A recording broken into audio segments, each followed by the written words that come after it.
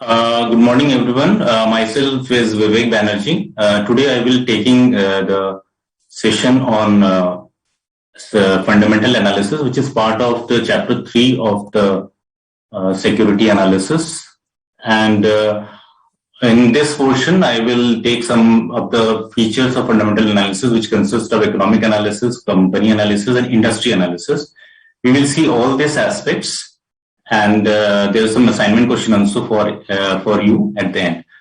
Before beginning, I also want to convey that I want this session to be interactive. So if you have any query, please ask at any point of time, which is relevant to the topic. So let us begin this session on fundamental analysis. Now, what is the concept of fundamental analysis? This slide is in front of you. Before understanding this slide, I will brief you some of the aspects of fundamental analysis, which I will take with the help of the whiteboard. So just move on to the whiteboard first.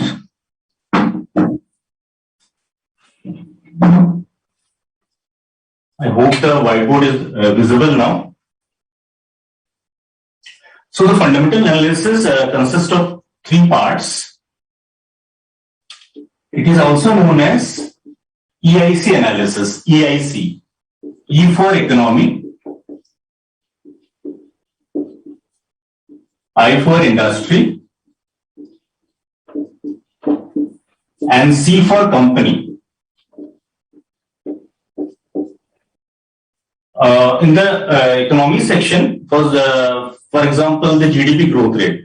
You can see in the current GDP growth rate is on the move, increasing as compared to what was the GDP growth rate in the COVID period. It was declining. And if you have read recently in the newspapers that the growth rate predicted by the IMF is 9.5% and the World Bank is 8.5% for the Indian economy. So it seems to be good. So if an economy is doing well, you can say that yes, the companies are likely to do well. In fundamental analysis, before investing in the shares of a company, you do this analysis. So it is preferable to go in a sequential manner. That is first economy, then industry, and then the company. Now economy, I will take this in detail, just for your understanding briefly. That is GDP growth rate. It has effect on the company's profitability and the share prices. Now industry. Industry, if you see that what are the sectors, what are the industries which are likely to do well, considering the present circumstances, you can estimate that. First of all is the government's boost to infrastructure. Government's boost to infrastructure. Boost to infrastructure means the government is planning to revamping many railway stations. It has been done also. Modernization of the airport, ports and highways, various tunnels which have been made. For these purposes, what are the sectors which are likely to be benefited? The first few sectors which are coming to our mind, which are to be benefited are, which are used in infrastructure, that is steel, cement, metals, as well as those companies who are in the real estate.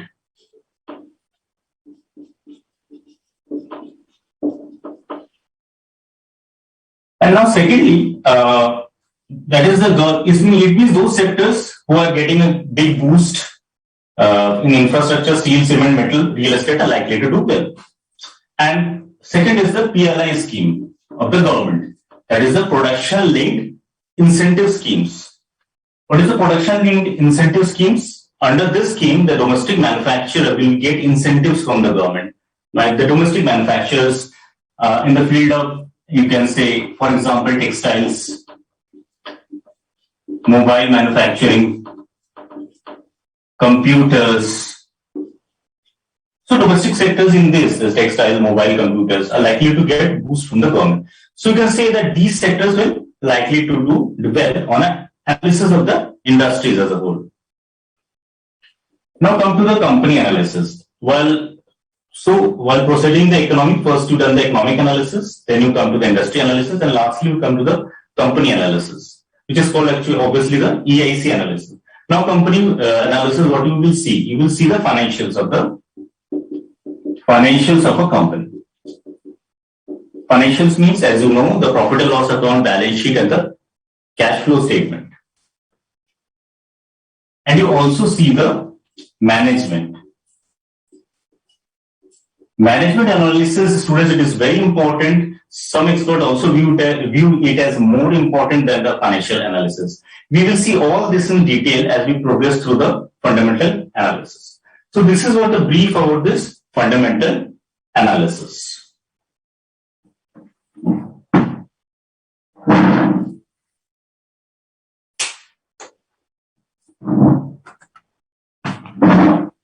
Any queries on these?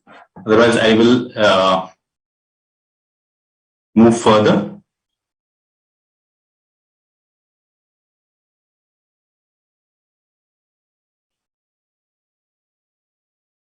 Okay, now after doing this analysis, that is EIC analysis, economic, industry, and the company analysis, as an investor, we move to the valuation aspect.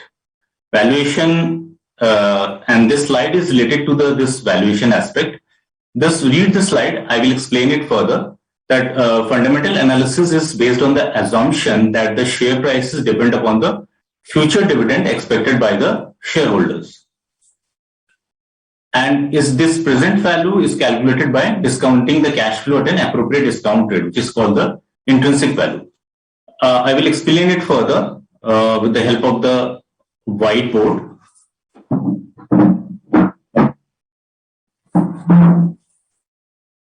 So after this analysis, the EIC analysis, you move on to the valuation.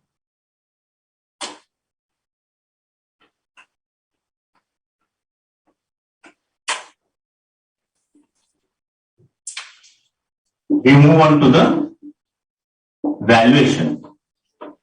In order to make a decision that whether to invest in the shares of a particular company or not. The very important concept in this case is intrinsic value.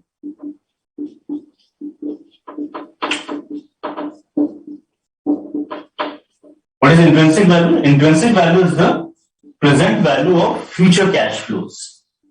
It is the present value of future cash flows.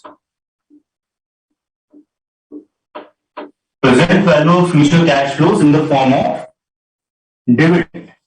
And how this present value is calculated? Present value is calculated with the help of a discount rate. So first of all, when calculating intrinsic value, the future cash flows are estimated and they are discounted by way of a discount rate, and the present value is arrived at. And a decision is taken whether to invest in the shares of that particular company or not. Now, this intrinsic value is then compared with the current market price per share in order to arrive at a decision whether to purchase the shares of a particular company or not. For example, the intrinsic value should, in order to buy the shares, for example, intrinsic value, it is market price. For example, intrinsic value, say it is 110, for example, and market price, current market price of a particular stock in case of a company is 100. So if intrinsic value is more than the current market price per share, as an investor we buy. On the other hand, if market price is more than the intrinsic value, as an investor we sell the shares. For example, if the intrinsic value is 100 and the market price is 110, then we sell. So, and this calculation of intrinsic value I will take in detail while doing the valuation of equity shares. I am doing it briefly for your understanding at present. So how we proceed in the fundamental analysis? Fundamental analysis, we proceed sequentially. First we do the economic analysis, then we do the industry analysis, and then we come to the company analysis. After doing all this, we come to the valuation aspect, which is calculating the intrinsic value. What is intrinsic value? Intrinsic value is the present value of future cash flows in the form of dividends. And how this future present value of future cash flows is arrived at? By discounting it at an appropriate discount rate, which is actually the cost of equity capital in case of valuation of equity shares. Cost of equity capital while valuing the equity shares of a company. Now, the next step is to, after calculating this intrinsic value, is compared with the current market price in order to arrive at a decision whether to purchase the shares of that particular company or not. For example, if the intrinsic value is 110 and market price is 100, in this way, intrinsic value is greater than market price. So, if the intrinsic value is greater than market price, we buy the shares, and if the intrinsic value is less than the current market price, we sell. If we are holding it, we sell the shares. So, this is what about this fundamental analysis.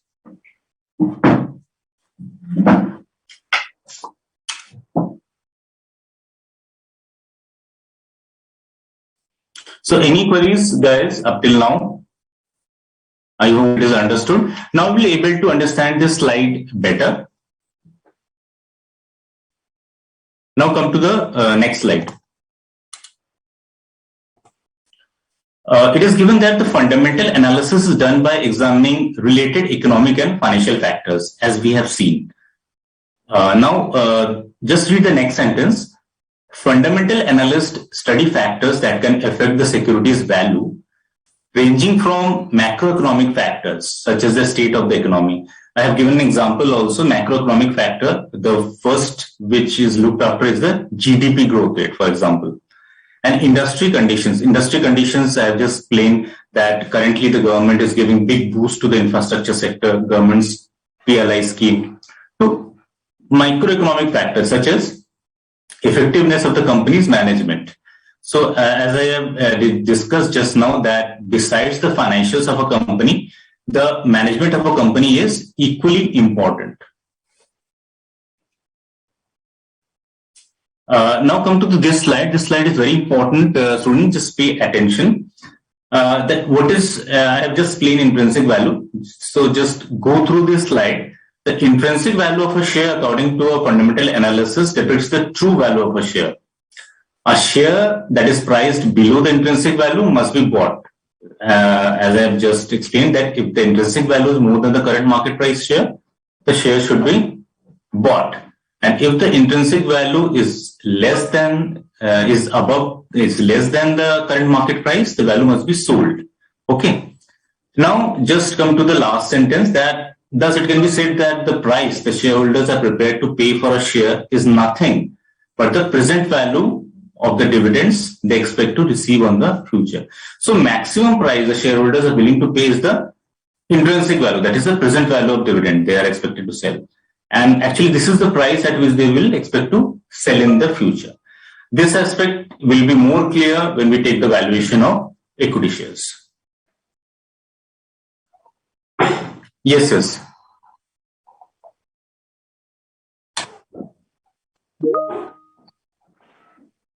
Slide show view. Actually, I want to just maneuver through the various slides. I can see that, so that I have kept it in this way.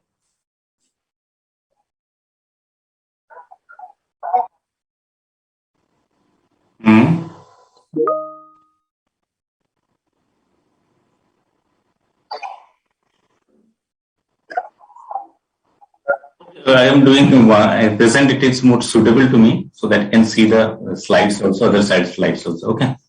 नहीं विवेक, yes sir. विवेक actually मैं ये कह रहे हैं presentation mode पे ले आओ, क्या दिक्कत है क्या उसमें? नहीं एक्चुअली बाकी स्लाइड्स को भी मैं थोड़ा सा देख सकूं, इसलिए इस वजह से मैंने इसको कर रखा है इसमें। अच्छा ठीक है कहीं विजिबिलिटी में दिक्कत आ रही?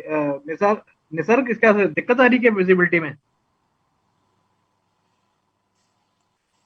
मेरे ख्याल से विजिबल तो है, विजिबल है मेरे ख्याल से। निसर विजिबल है ना ये परफेक्टली? यहाँ से तो विजिबल है, मेरे को तो visible.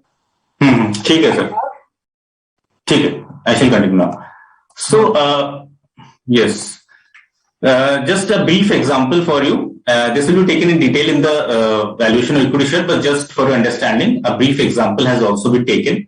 For example, the current dividend is 2.5, discount rate is 10.5%, growth rate is 2%, then you have to calculate the intrinsic value of the shares.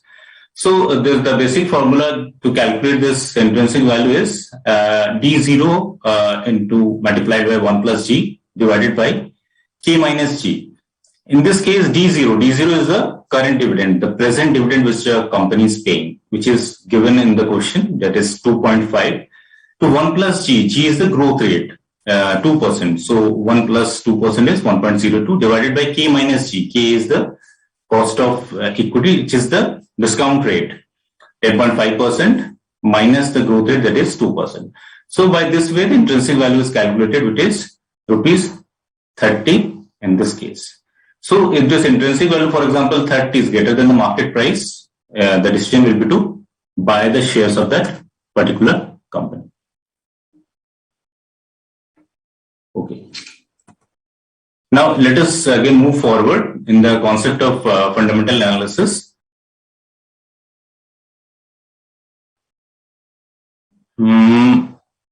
Yes, Akbar,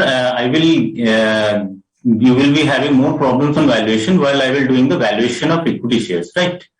This is only fundamental analysis, but for your understanding, I have taken a brief example on the intrinsic value. Now come to this next slide. It is very essential to concentrate on the underlying business performance. So actually what happens in the long term, the stock prices of a fundamentally strong company tend to appreciate. The value there goes up. We can name various examples of these companies. Some of the few companies are, it is given in your slide also, that is Infosys Limited, TCS, Page Industries, Aisha, Bosch, Nestle, TTK Prestige. So these companies are actually fundamentally very strong. They are giving year on year good profit and sales growth. And by this way, the share prices are also more or less stable in case of these companies. And I will take a brief example so that the concept in this case is clear to you.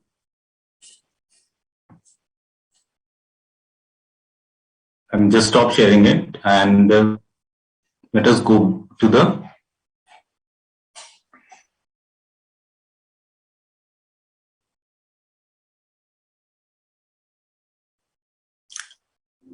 okay. I hope this is visible. The Infosys Limited to you, and let us see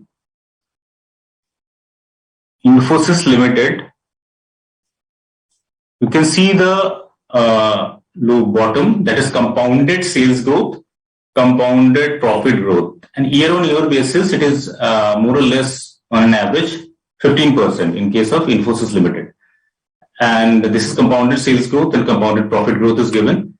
And if you scroll above, you can see that the ROC, that is return on capital employed, it is 35.2%, and as return on equity, it is 27.2%. So this Infosys is doing well for a long time, and for the last 10 years also, it is showing a good growth in terms of sales and profitability. If you see the compounded sales growth and the compounded profit growth. I will take another company to explain you. Let us take from any other sector, other industry, that is Page Industries. Here also Page Industries, the return on capital employed, ROC, is 48.2%, phenomenal.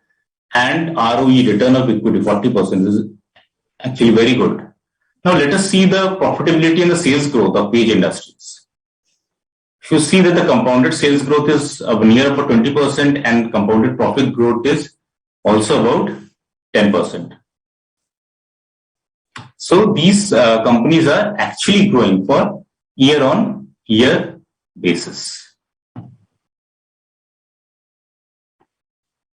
So I will again come back to the PPTs. Now come to the next slide. Before delving into this economy, industry, and the company analysis, two things are important: general observation and moat. General observation means general observation by way of reading the various newspapers, especially the financial newspapers such as Economic Times, Business Standard, Live Mint, Business Line. So you get a general observation that yes, how the economy is faring currently, which industrial sectors are doing well, which companies are doing well and likely to doing well. What is the current profitability position? As you have seen in the financial newspaper yesterday, the profitability position of Larsen and Toubro has come down. So these sort of information you can get by going through the financial newspapers. Now, and various news channels also, such as CNBC and the ET. So you get an idea about what is happening and what is likely to happen. The next very important thing is moat. What is moat? Moat is a competitive advantage which a particular company has over another company. For example, I have given that Eicher Motors brand Royal Enfield bikes. So these bikes works as a treasure for the bike lovers. In spite of their price, they will purchase it no matter what. So these have a brand value and these products have a competitive advantage over its peers. Another example which is coming to mind is actually Colgate, because sometimes the people said that yes, they do not say that brush kar they said that yes, Colgate kar lo. So such is the brand value and it has the competitive advantage over its peers. So general observation and moats, these two things have to be considered before beginning the economy, industry and the company analysis. Now guys, come to the economic analysis. In economic analysis, the macroeconomic factors work. For example, the historical performance of the company in the past and present and expectations in future. For example, historical performance of the economy in the COVID period during, you can say, the March 2020 onwards, and after that 2-3 months up to March 2020 to about June, July 2020. The economy was actually slide down. For 1 year, the economy was not performing well. Because of various reasons, the potent reason is the lockdown. The various industries were closed, construction activities were not going on. That way, the companies were not able to sell more. They are showing less profitability. So this was a repercussion on the economy. Presently, the economy is doing well, as the IMF and World Bank have also projected good GDP growth rate for India. And expectation in future on that basis is also good. Now, next, the growth of different sectors of the economy in future, with signs of stagnation and degradation at present to be analyzed while analyzing the overall economy. As I said, that certain sectors of the economy are likely to doing well. Cement sector, steel sector, metal sector, because of the huge infrastructure boost by the central government.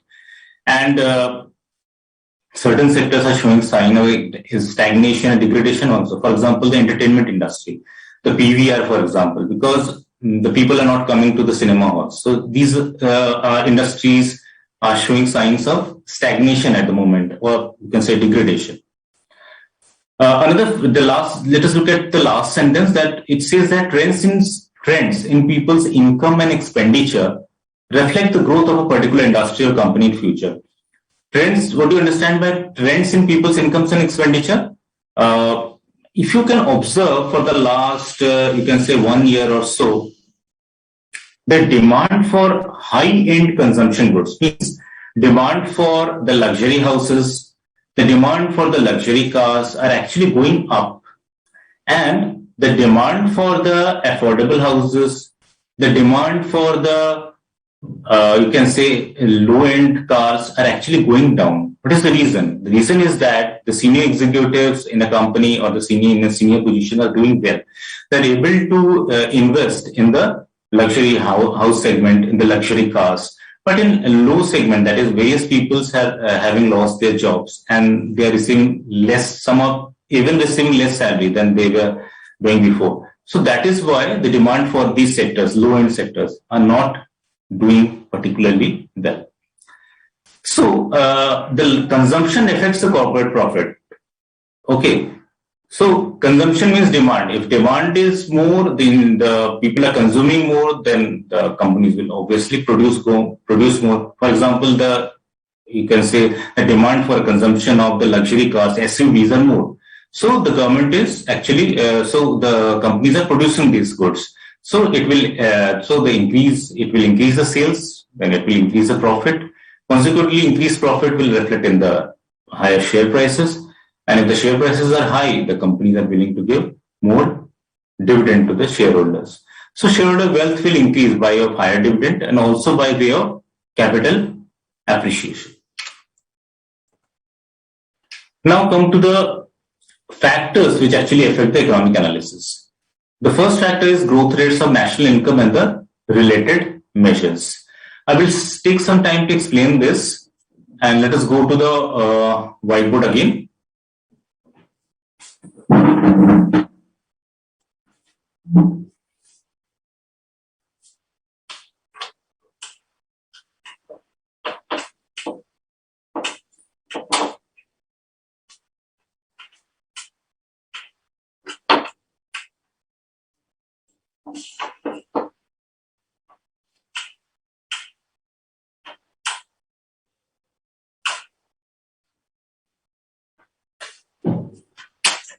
So, there's this national income is actually the GDP. It is gross domestic product, and GDP is nothing but the market value of all goods and services in an economy. The market value of all goods and services in the economy. As I explained that yes, the GDP growth rate, if GDP growth rate is increasing, more or less it will be reflected on the performance of the companies. So, International Monetary Fund, IMF, has projected the India's growth rate at actually 9.5%. And the World Bank has projected it at about 8.5%. So, GDP growth rate is expected to do well. So, economies are expected to do well. So, consequently, the companies are expected to do well. Okay, this is about GDP. What are the other related economic measures? I will take some of the factors. One of the very important factor in this case is the exchange rate.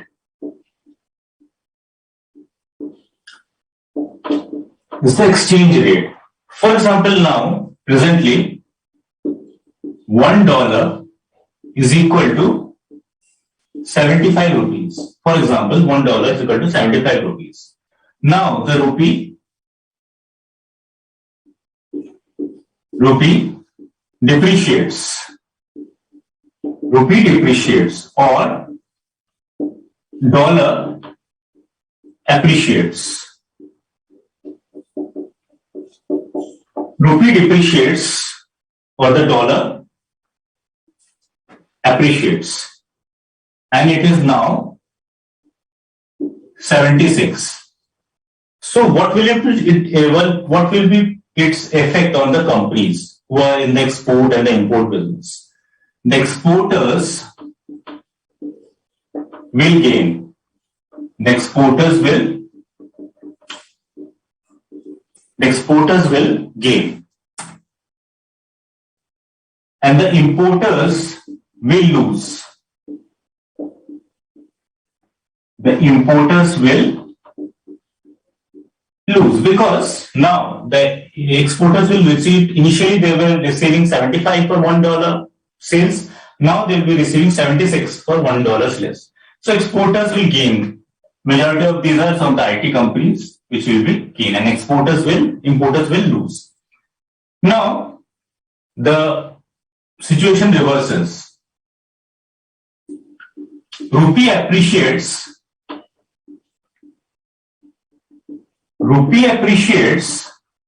or dollar depreciates.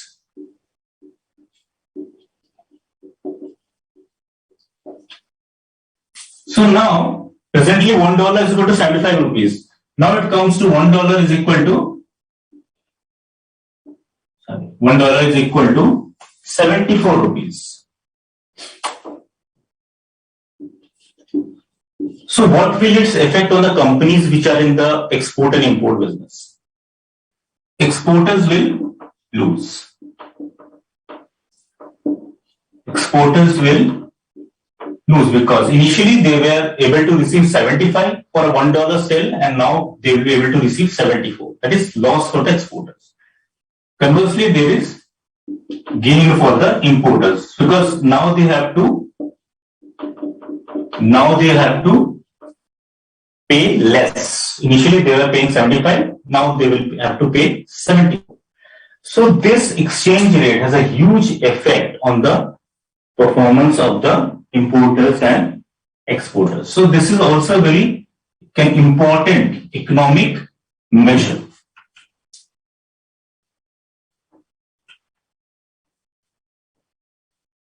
I hope this is clear to you, because now I will be taking another very important thing.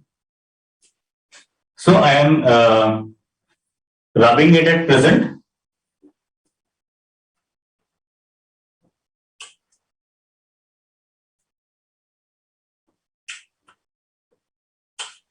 So besides GDP, another one important related economic measure, exchange rate. Another is the, you can say,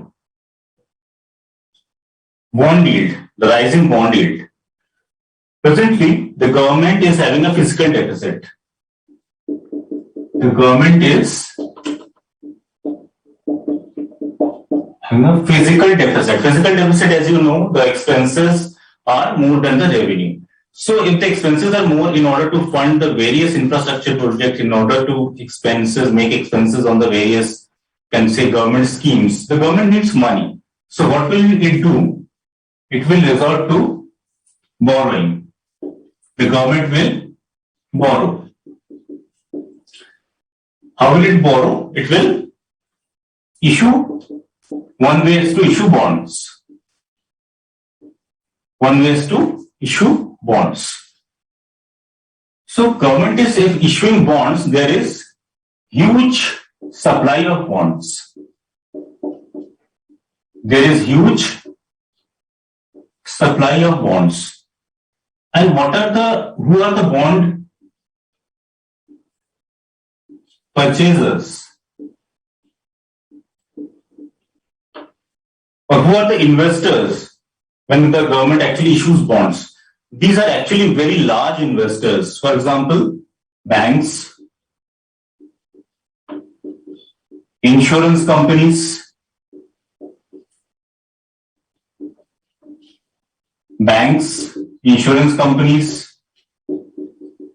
mutual funds. So if there is huge supply of bonds and there are large bond investors, purchasers, they actually want more interest rate. They will likely to negotiate for a higher interest rate. So the bond yield will rise. Bond yield will rise because government is in a desperate need to have money. So it will have to compensate by giving the more return to the bond investor. So bond yield will actually rise. This yield will affect the stock market also, prices of a share. How? Because bond yield, the government bonds and the corporate bonds also comparatively are considered as safer in comparison to the investment in the stock market. So the investors will likely to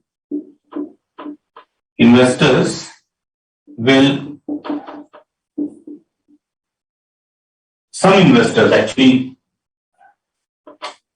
we can say, the risk averse investors, I would say, because it depends upon the thinking of a particular person. So if the investors are willing to take risk, they will be likely to invest more in the stock market, and risk averse investors will likely to invest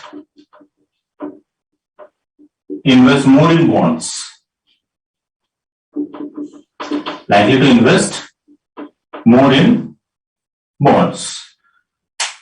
So there will be, you can say, comparatively less investment in the stock market. So bond yield, rise in bond yield also affect the stock market also, and rise in bond yield is affect the economy as also, because if bond yields rise, the general tendency is that the interest rate will also rise.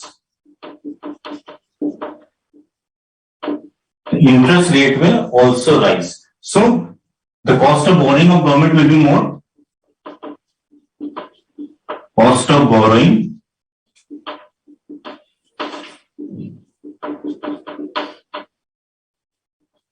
cost of borrowing on the part of the government, because the government is issuing bonds, it is paying interest.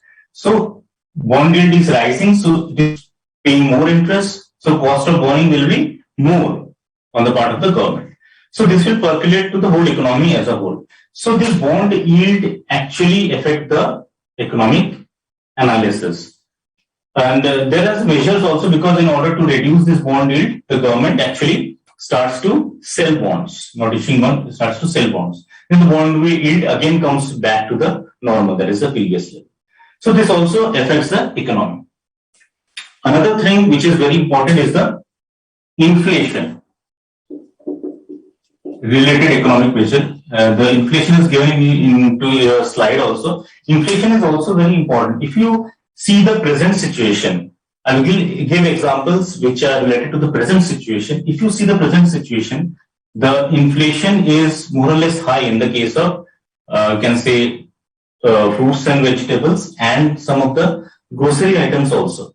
So this is also a huge effect on the consumers. As we have said that in case of the people who are in the middle class segment or in the lower middle class segment, they are actually, you can say, buying less, consuming less because of the job losses, because of the lower salary which they are receiving. And if the inflation is high, then they will also be likely to spend even lesser. So this has an impact on the economy, because in order to economy to survive, the consumption should be more. Unless the consumption and demand is more, the company will not produce more. If the company will not produce more, the company will not be able to sell more. If the companies are not able to sell more, they will not be able to make sufficient profit. And if they are not able to make sufficient profit, it will not be reflected in the company's share prices. And so this is also a very major factor in the economic analysis, is inflation. So related economic measures, I have discussed the GDP, I have discussed the exchange rate, which is an important factor. I have discussed how the rise in bond yield affects the stock market as well as the economy, and also the inflation.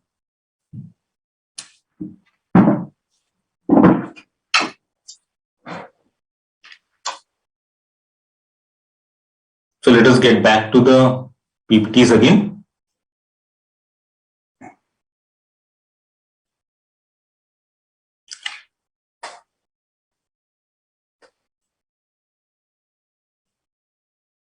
Okay, Devu, I will do that. And Sairam is asking that how to calculate the foreign exchange rate. Sairam, this will be actually covered in the foreign exchange chapter, the detailed calculation. I have just given an example of that, how exchange rate actually affect the economy as well. So don't worry, this will be covered in a foreign exchange chapter. And the last factor in economic analysis is actually the monsoon. This year, if you have noticed, the monsoon is good. So the companies which are of seasonal nature or agricultural based goods, they are likely to do well because the monsoon is actually good in this financial year. Okay. Now we move further to the techniques used in the economic analysis. The first technique is anticipatory survey. Now, what is actually this anticipatory survey? Anticipatory survey is basically a forecast is made, a survey is made on the basis of the opinion of various experts.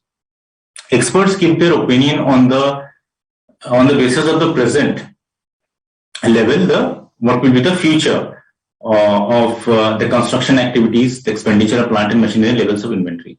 As you know, if the expenses on construction is high, as you have noticed that during the COVID period, the construction activity suddenly stopped. So many people have lost jobs, and the people who are in the construction sector, the laborers, have migrated to their hometowns. But they have come back, and as the construction activities have now revived post-pandemic, so the construction activities are going on. The expenditure on plant and machinery are also increasing. The expenditure on plant and machinery is more because the company is producing more. And the level of inventory, that is raw material, the companies are keeping more raw material because now the consumption demand have increased in comparison to the COVID level. So these are all the construction activities, the expenditure on plant and machinery because of the increase in production, the level of inventory the companies are keeping, increasing their levels of inventory, all showing that the economy is likely to do well in the future. Now, also the future spending habits of consumers are also taken into account.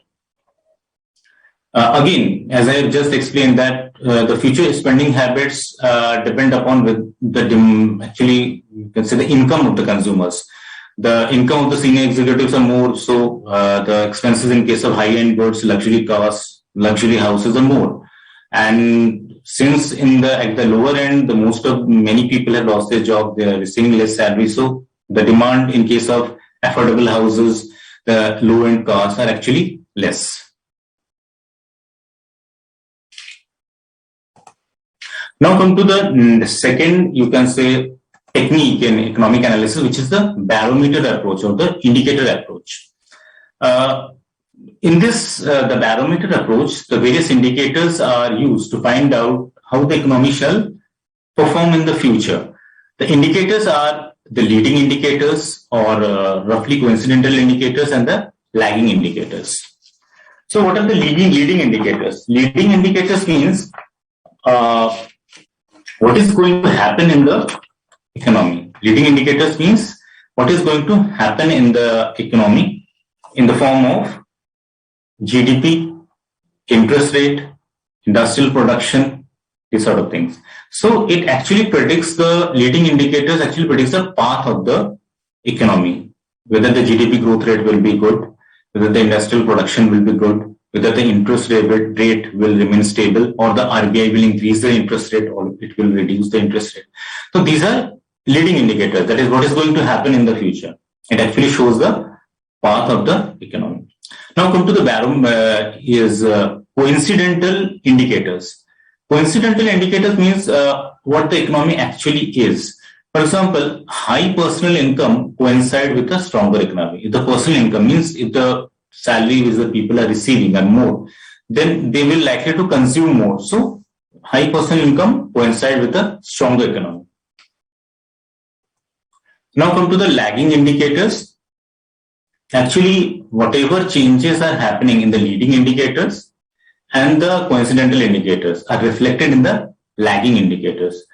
For example, you can say the unemployment rate, you can say the reduction in, or you can say the decrease in the GDP growth rate, the decrease in the industrial production will lead to rising unemployment. Because if the GDP growth rate is less, it means the economy is not faring well. Industrial production is less, means the companies are not producing more. If the companies are not producing more, they will be resort to layoff, as it was happening in the COVID period also.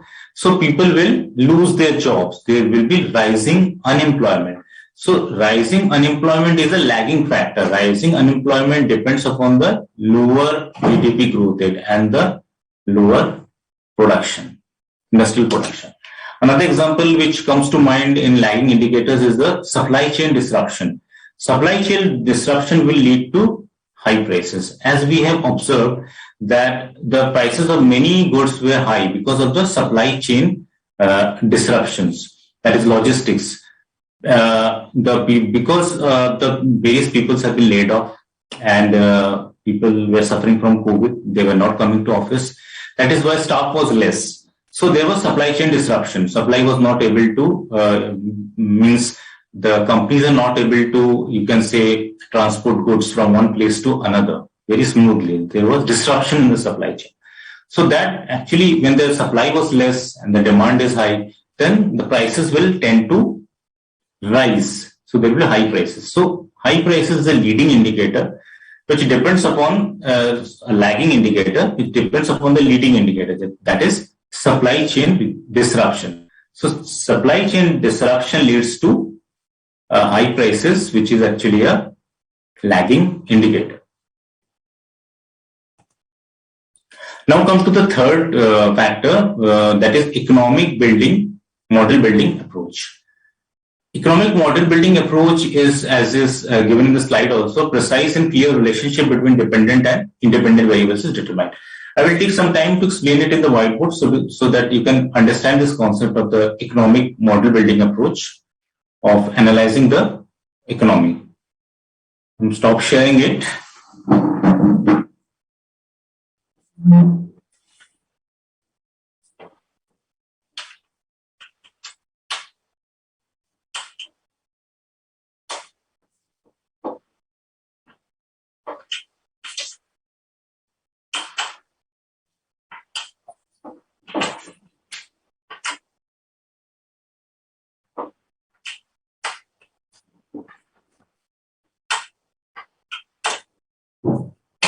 So this is economic model building approach.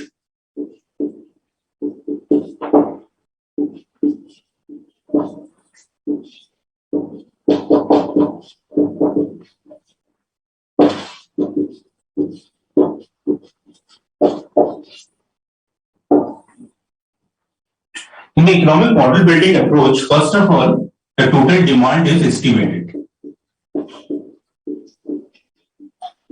The total demand is estimated.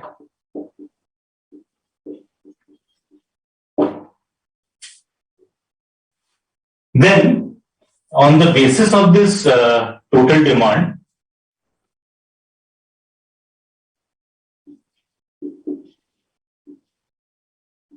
GNP is forecasted. GNP is forecasted on the basis of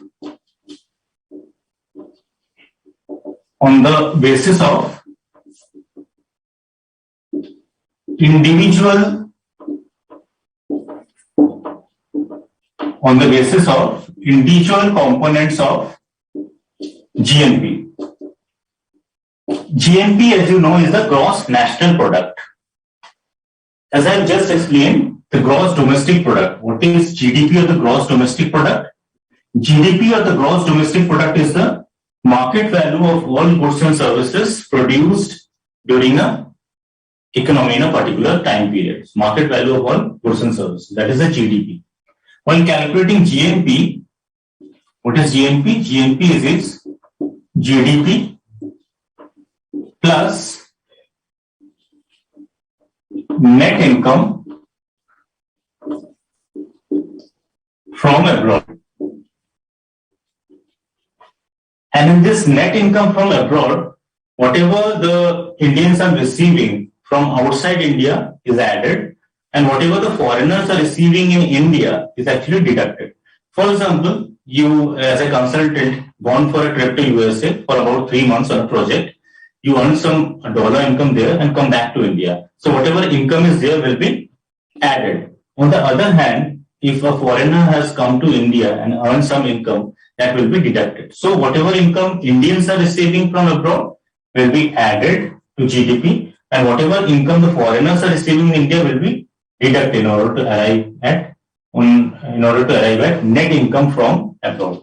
So if net income from abroad is added to GDP, it will be GNP or gross national product. So what are the individual components of gross national product? The individual components are, you can say, the private consumption,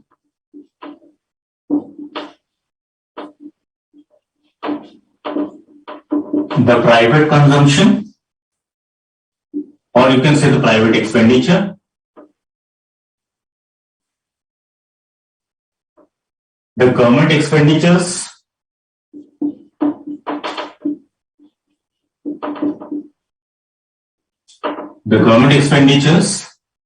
and the net exports. So net exports means export minus import. So these are the individual component, private consumption, or you can say the various expenditure or goods and services actually purchased and sold by the corporates or the various companies. Government expenditure means various government investment made, and the net export, that is export minus import.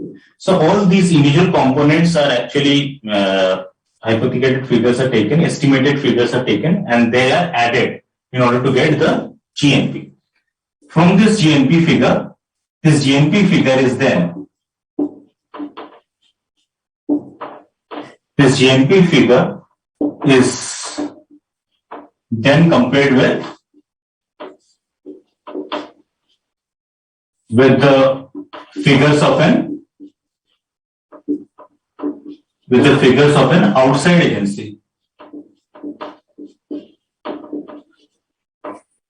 With the outside agency.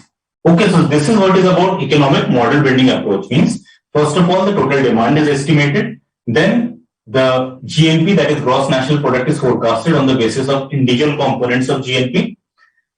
What is GNP? GNP is GDP, gross domestic product, plus net income from abroad.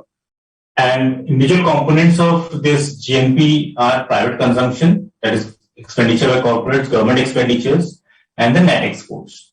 Then then individual components are added in order to arrive at GNP.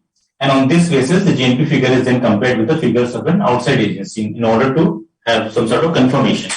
So this is the economic model building approach.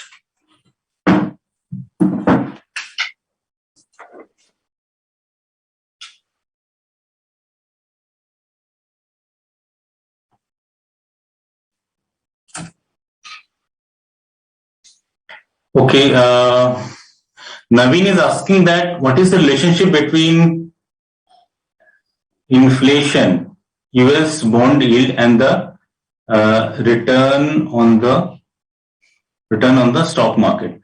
Actually, Naveen, see, inflation has a bearing on the first take the inflation. Inflation has a bearing on the stock market, because if inflation is more, then as I have said that the consumption will be less, because the people will not be able to purchase more because of high price of the goods. So if the people are consuming less, then the companies are not able to produce more. If the companies are not able to produce more, then the company's sales will decrease, the company's profitability will decrease, and it will have some bearing on the company's share prices also. The share prices may come down. So this is effect on the stock market. And about the bond yield, as I've just explained, that if the bond yield is rising, then it will its effect on the stock market, because generally the bonds are considered as safer investment. So risk averse investor will not flock to equity. They will actually make more investment in the bonds. If you see the US bond yield, if the US bond yield increases, if the rate of interest actually increases there, most of the foreign portfolio investors will be likely to actually sell their holdings in the Indian stock market, because there the bond yield, which are considered as a safe investment, is actually giving more return. So they will be likely to sell their shares, sell their stocks, sell their holdings in the stock market, and will likely to invest more in the US bonds. So yes, the rise in US bond yield may actually affect the stock market, and the share prices may come down. But now the situation is somewhat different in comparison to previous years, because now the stock market is not that much affected by the rising bond yield in the USA. It is affected, true, but it is not that much affected as it was done before. So this is what is the relationship between the inflation, US bond yield, and the stock market.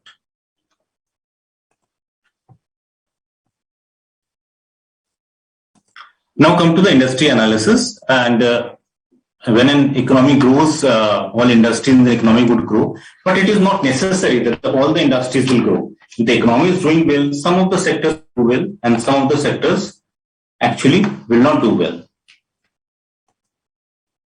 Now, some of the factors which are, just come to some of the factors which affect the industry analysis. Now, first take the product life cycle. This is important. I will take some time to explain this, what is the product life cycle and how it affects the various industries and the companies as well. So that will stop sharing it and go to the whiteboard again.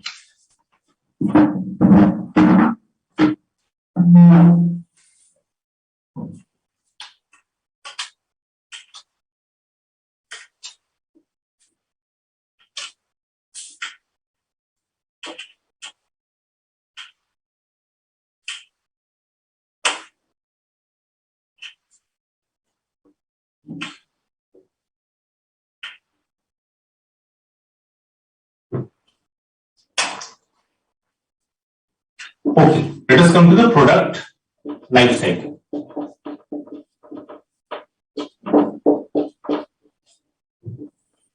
In the product life cycle, what are the life of a product? Some products are in the initial and the expansionary stage. Some products are in the maturity stage, and some products are in the stagnation or the, you can say, declining stage. So first I will take the initial and the expansion stage. Initial and expansion stage.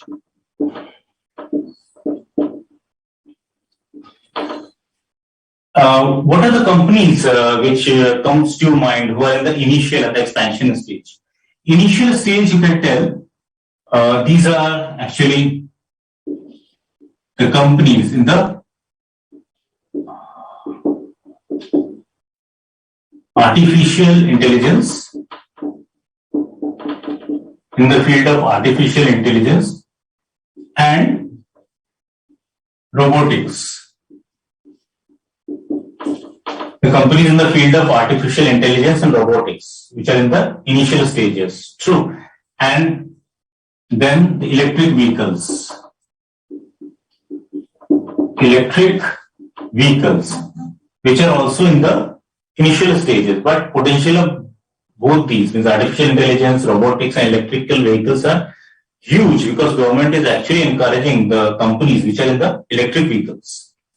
Now, the companies, what are the companies which are in the expansion stage? The companies which are in the expansion stage immediately comes to your mind are some of the e-commerce companies. Some of the e-commerce companies such as Zomato. As you have seen that Zomato has actually super IPO. This IPO was hugely successful. And another name which comes to mind is Grofers. Grofers is able to actually collect huge amount of funds from the private equity investors. Then the EdTech companies, education technology companies such as Byju. As you have heard that Byju has recently acquired, you can say, Akash and Unacademy. Unacademy, Vedantu. So these companies are able to garner huge funds from the private equity investors. So these companies are in the expansionary stage. So as an investor, yes, you can see that these companies are in the expansionary stage. It is better to invest in the stocks of such companies if they are come after the IPO and after some. But it will take these companies some more years to actually show consistent profitability for a long period of time. So these are companies in the initial and the expansion stage. Now, come to the second stage, which is the maturity stage.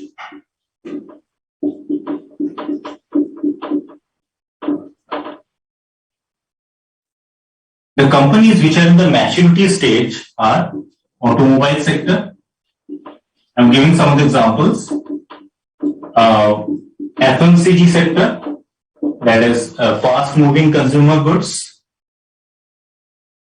IT companies, information technology companies such as Infosys, TCS, HCL, and so on. So these companies are in the maturity stage. They are showing more or less a stable growth. That is, they are giving a stable growth, not a very huge amount of growth, but a stable growth. The last stage of a product life cycle is the stagnation stage or the declining stage. The companies which are in the stagnation stage, you can say BPO companies are in the expansion stage, and expansionary and declining both, you can say, and the mobile phones with keypads. Another example which comes to mind in the stagnation declining stages,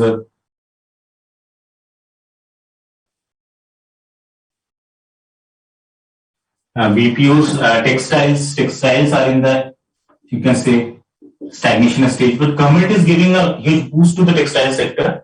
But yes, at present it is in the stagnation stage, this textile sector. So these companies are in the stagnation and declining stage. So there are three parts of a product life cycle, which is very important in case of industry analysis. First is the initial and expansionary stage. So the companies which are in the initial expansionary stage, some of the risk-taking investors generally invest in such companies so that they get huge returns in the future. Most of the investors prefer to invest in the companies who are in the maturity stage, who are giving a stable growth rate and a continuous dividend. Last stage is the stagnation and the declining stage, in which the investors generally prefer not to invest in case of such companies which are in the stagnation and the declining stage. So this is the part of the product life cycle of the industry analysis.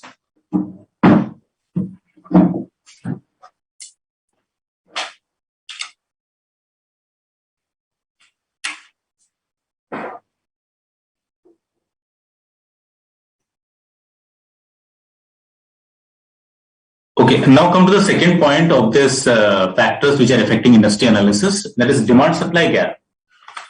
The goods which are having more demand than supply, or the industries which are having more demand than supply, are likely to do well. In the time of COVID, as you have observed, that some of the sectors have performed really well, such as the pharmaceutical sector, the sector which are manufacturing medicines. As you have seen that in case of in the time period of COVID, the sanitizers and the, you can say, masks are suddenly out of shelf. The demand has been increased to a certain increased very much.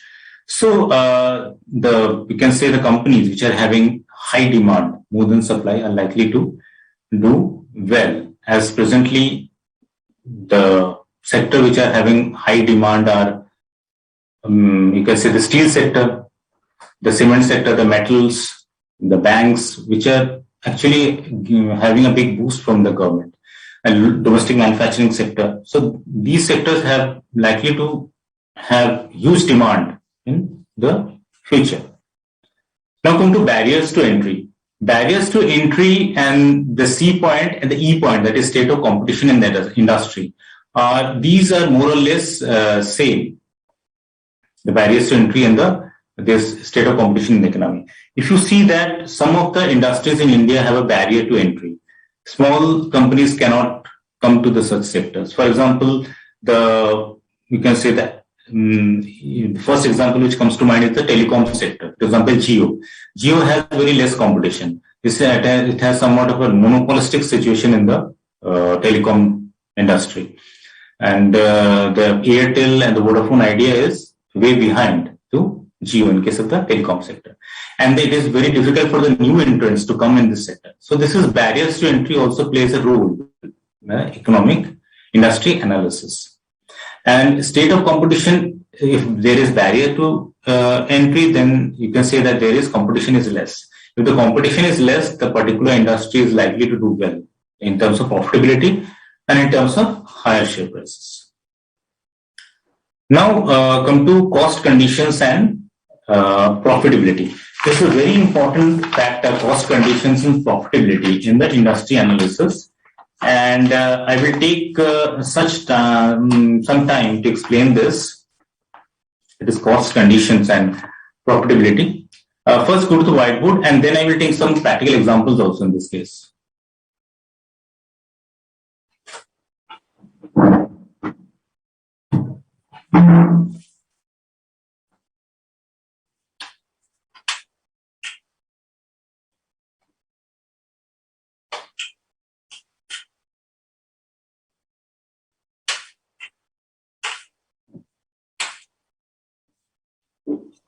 Cost conditions and profitability.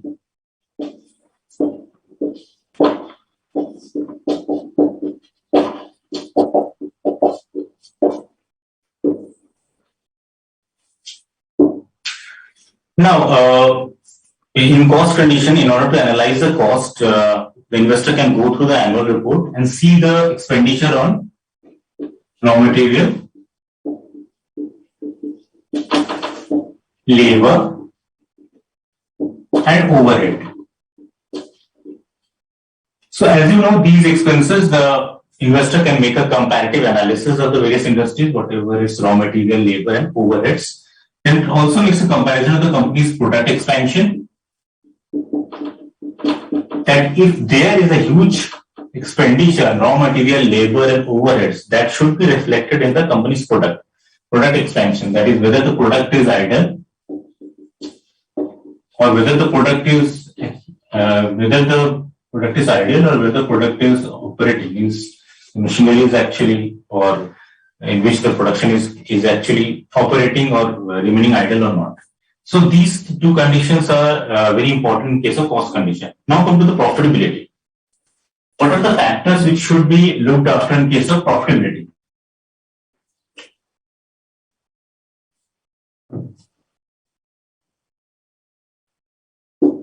Sales growth.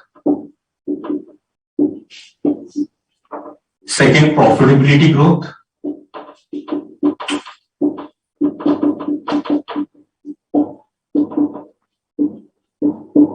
Sales growth, profitability growth.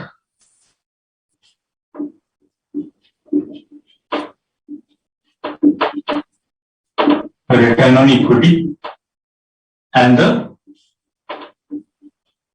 return on capital employed.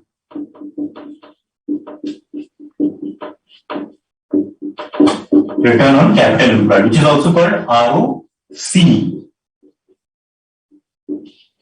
Return on equity, ROE. So in product profitability, these four are generally seen in case of various industries and compared: sales growth, profitability growth, return on equity, and the return on capital employed.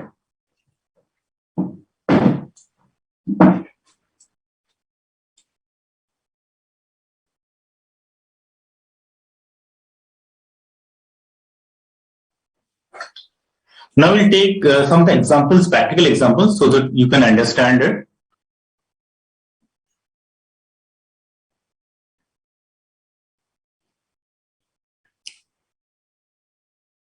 Let us take, as I have just discussed initially also, that in case of page industries, if you see the return on capital employed is 50%, near about 50%, and return on equity is 40%. And if you see the compounded annual growth rate of the page industries, it is for the last 10 years, it is 20%, and the profit growth for the last 10 years is also 20%. Let us take any other company. So in order to have a comparison, let us take Tata Chemicals. Let us take Tata Chemicals. If you see, it is in front of you, Tata Chemicals, the ROC is 4%, 4.5%, much less than page industries. And ROE, the return on equity, is 1.73%, even lesser. Let us see the compounded profitability and sales growth. In Tata Chemicals, the compounded sales growth is actually in the negative, -1%, and compounded profit growth is -10%. So you can see that Tata Chemicals is not doing well in terms of profitability. So the general investors who are investing for a long term, the tendency is to get that, yes, let us avoid this stock for some time, as it is showing a negative figure. So this way, an analysis can be made in case of cost conditions and the profitability. In the comparison of its peers can also be made, because in this case the Tata Chemicals is not doing well, but its peers may do well. If you click on the peers, the peers of Tata Chemicals, that is in the chemical industry, are, you see, Pidilite Industries, SRF, Aarti Industries. These industries companies are actually doing well. I will take one company for an example, Pidilite Industries. The ROC, the return on capital employed, is good, about 30%, and return on equity, ROE, is 23%. Let us see the compounded profitability and sales growth. The compounded sales growth is more than 10%, 11%. The compounded profitability growth is 14%, so much better than Tata Chemicals. The Pidilite is actually doing well. So while doing an industry analysis, the analysis of various companies within a particular industry should also be made. Now I again come to back to the PPTs.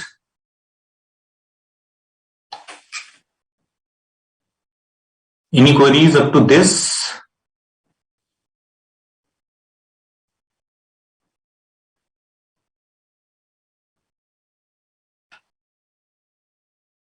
Okay, fine. Now come to the next other important factor in industry analysis is the technology and research. Students, technology and research is also very important, and many of the companies, you can say most of the good companies actually are employing artificial intelligence and robotics, be it the pharmaceutical companies, manufacturing companies, banks, all are employing artificial intelligence and the robotics. And recently, as you have, if you have seen in the newspapers that now the food and grocery will also be delivered by drones also. Some places it has been delivered by way of drones, but in the future, the food and grocery will be delivered by the drones. So those companies which are in the drone manufacturing will be likely to do well. So as an investor, you likely to invest in those companies which are actually employing artificial intelligence and robotics in their production activities. I will give an example in case of the banks also, because banks are also now using artificial intelligence and robotics on a large scale, such as State Bank of India, HDFC, ICICI Bank, Axis Bank. For an example, the ICICI spokesperson has recently said that the software robots are performing about 1 million banking transactions per day. So software robots are performing 1 million banking transactions per day in case of ICICI Bank. So yes, the technology and research also plays a very important factor in industry analysis. And as an investor, you're likely to invest in those industrial sector which are using new technology in the form of artificial intelligence and robotics. Okay, now come to the various techniques which are actually used in the industry analysis, which is regression analysis and the input-output analysis. The regression analysis is basically, as you know, you can say estimating the value of direct variable on the basis of an independent variable. Okay, I will take these two by way of an example so that you are able to understand this. So regression analysis, I will not go into detail because it is basically a statistical technique. So I will just give you a brief of what happens in the regression analysis. Okay, so I will stop sharing it, and this, with the help of the whiteboard, I will explain to you. Basically, this input-output analysis.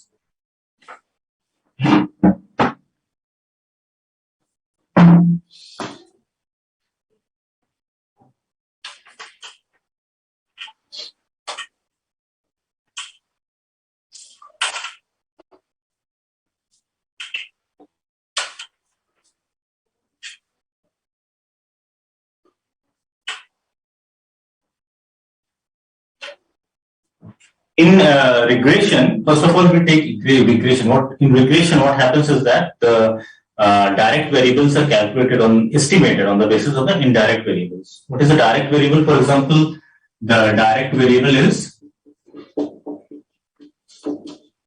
you can say the direct variable is sales, and the indirect variable is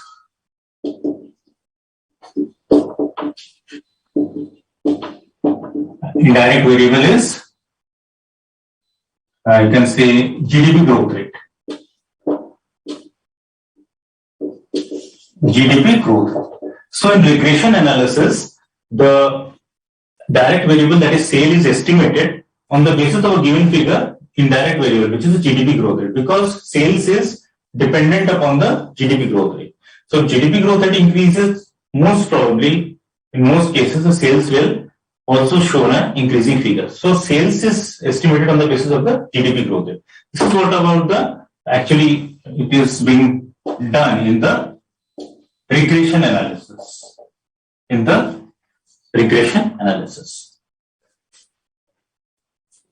Now come to the input-output analysis.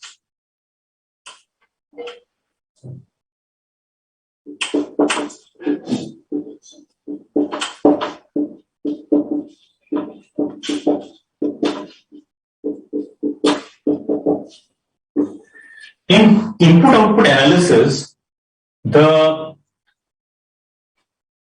factors between the various, you can say, industries are estimated.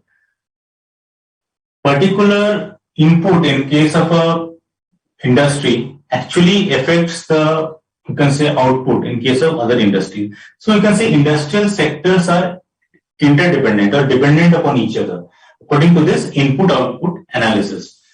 Let us see with the help of an example how this interdependency takes place between the various industrial sector. Now, for example, in the manufacturing of car,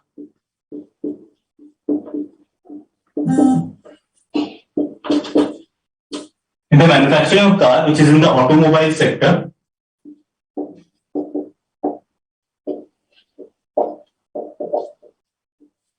various components are used, various inputs are used. Car is actually the output and various inputs are used. The inputs are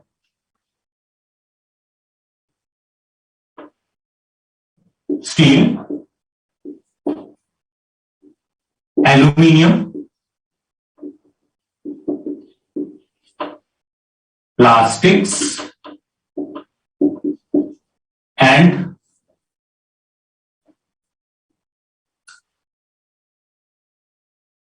electronics.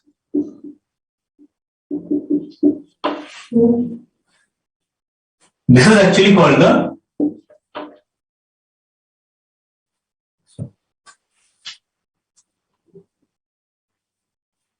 actually called the direct impact. This is the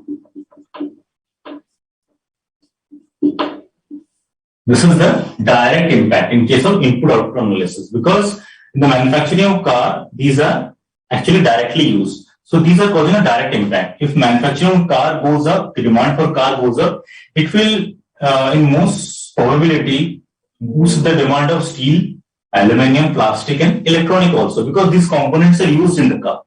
Let us take the secondary impact.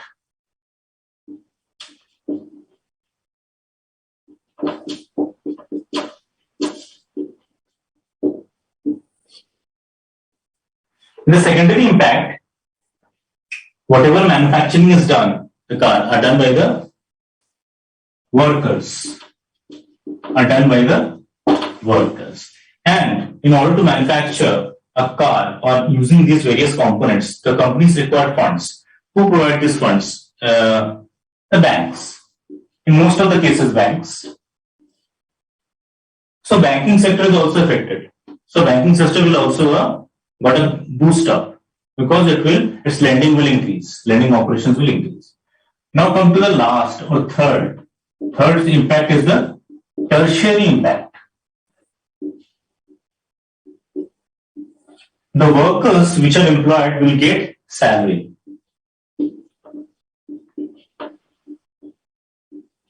And by receiving this salary, they will expend it in goods, consumption goods actually, in entertainment,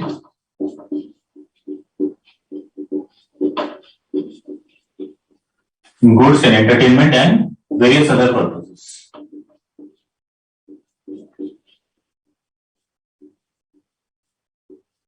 So these other sectors will also get a boost up, because the employees are getting salary, they will expend it on other goods. They will purchase, even for example, the television sets, more mobile phones, luxury goods, items, or they will spend more on entertainment also.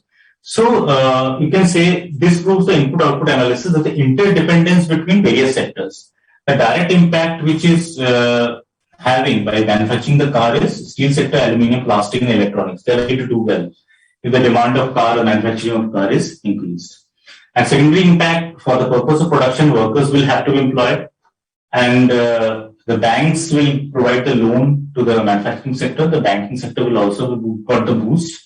And the tertiary impact, third impact is on the part of various other sector, because the salary which the workers will receive will expensed in various goods, that is entertainment and various other purposes. So this is what input-output analysis is.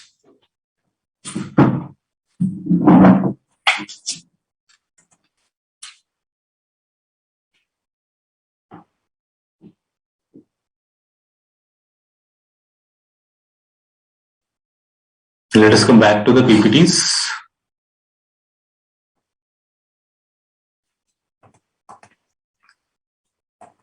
This is what about industry analysis. Any queries up till now in industry analysis, if you are having?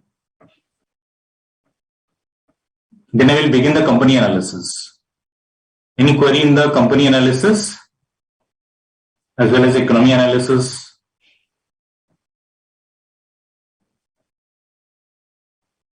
Okay, fine.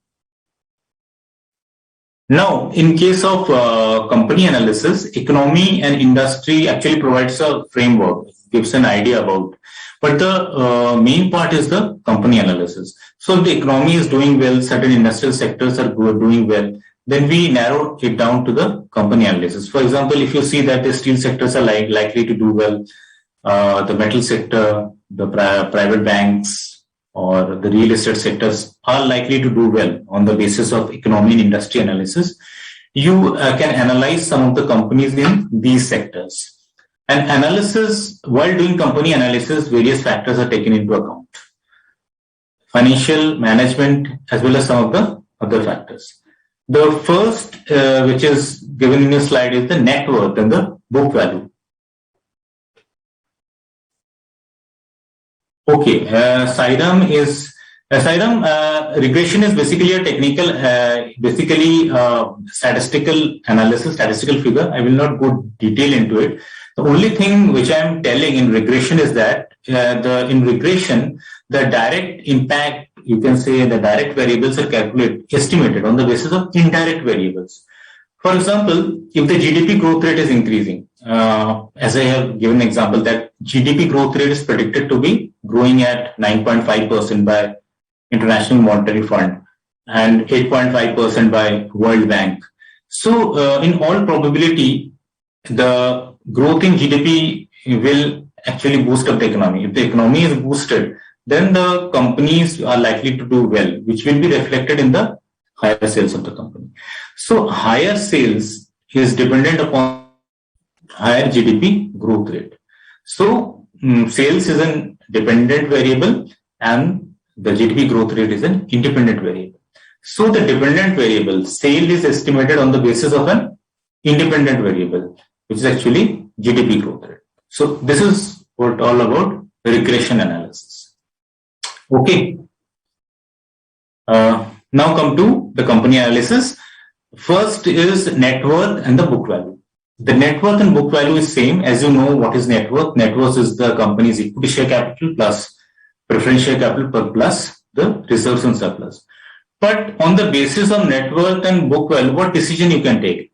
Can you tell that the company is good and you can purchase the shares of that particular company? The answer is no. Let us see what book value actually tells you.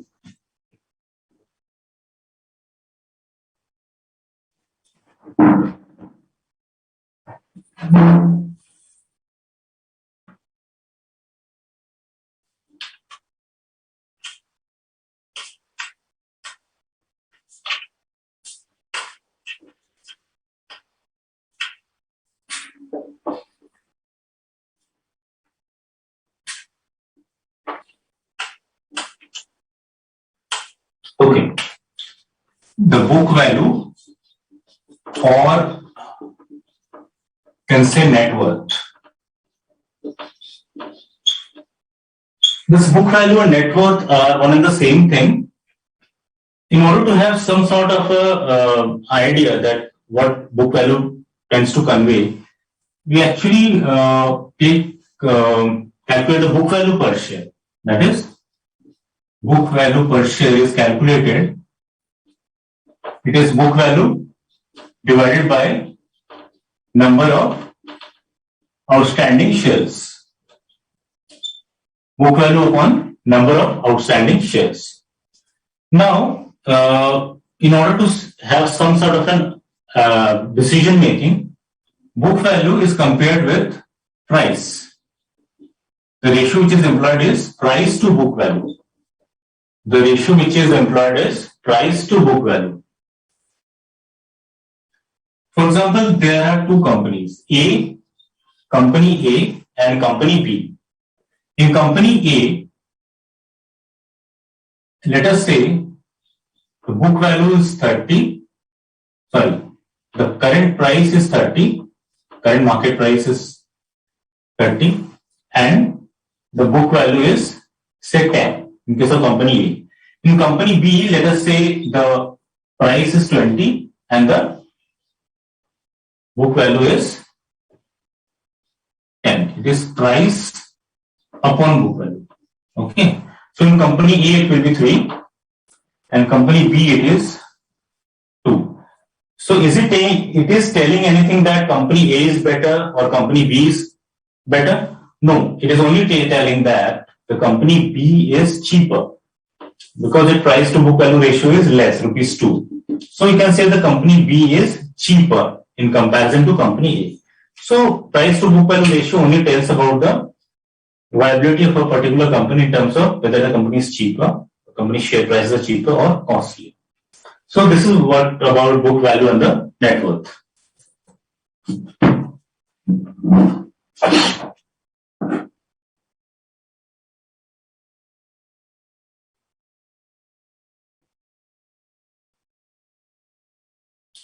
Okay, now come to sources and uses of funds. Student, this is a very important factor. This is sources and the uses of funds. And I will take the cash flow analysis, which is actually part of the sources and uses of fund is a broader concept. Cash flow analysis is somewhat a narrower concept, but it is a part of the annual report. And I will explain this cash flow because as an investor, the first thing which you look after is whether the cash flow position of the company is good or not. So let us take this cash flow statement in case of sources and uses of funds. I will, if there is any query, otherwise I will go to this cash flow statement. So I will stop. I'm stop sharing now and again going to the whiteboard to explain this concept. Actually, my purpose is not to explain the cash flow statement. My purpose is to explain to you that as an investor, how can you analyze the cash flow statement? On the basis of cash flow statement, what will be your decision, whether to purchase the shares of a particular company or not?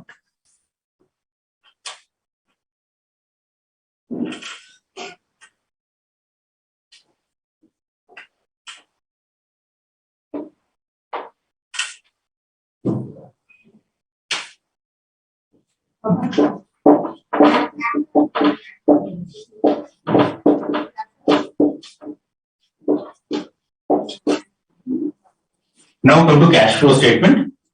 As you know, in cash flow statement, there are three parts.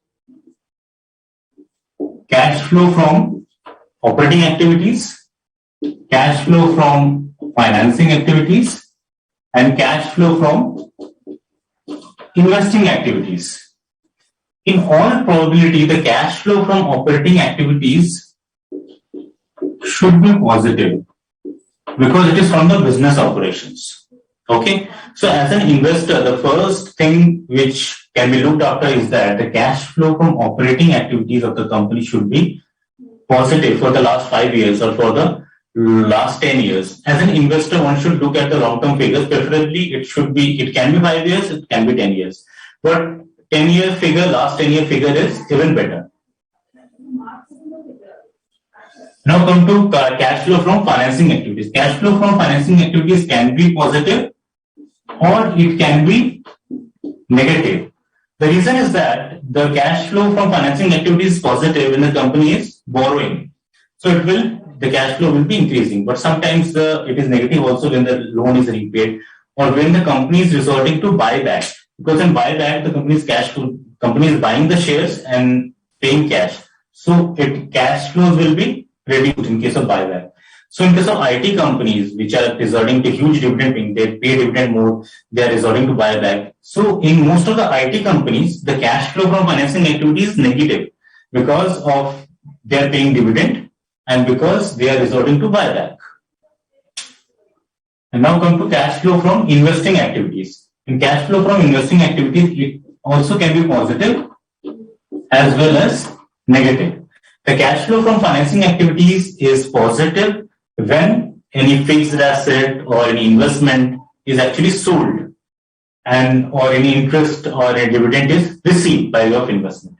And the cash flow from investing activities is negative if huge investment is made in the fixed assets, that is plant and machinery, investment, etc. So most of the cases, in case of manufacturing companies which invest heavily in fixed assets, the cash flow statements in case of manufacturing companies are most of the times are negative. So you can say that cash flow, while analyzing a company, you see a cash flow statement. The cash flow from operating activities should be positive. The cash flow from financing activities can be positive as well as negative. So on the whole, the cash flow from operating activities plus cash flow from financing activities plus cash flow from investing activities should be greater than zero, should be in the positive figure, preferably. So this is what about the analysis of cash flow statement is. I will take a practical example in which it will be more clear to you. Any other query in this cash flow statement is highly welcome.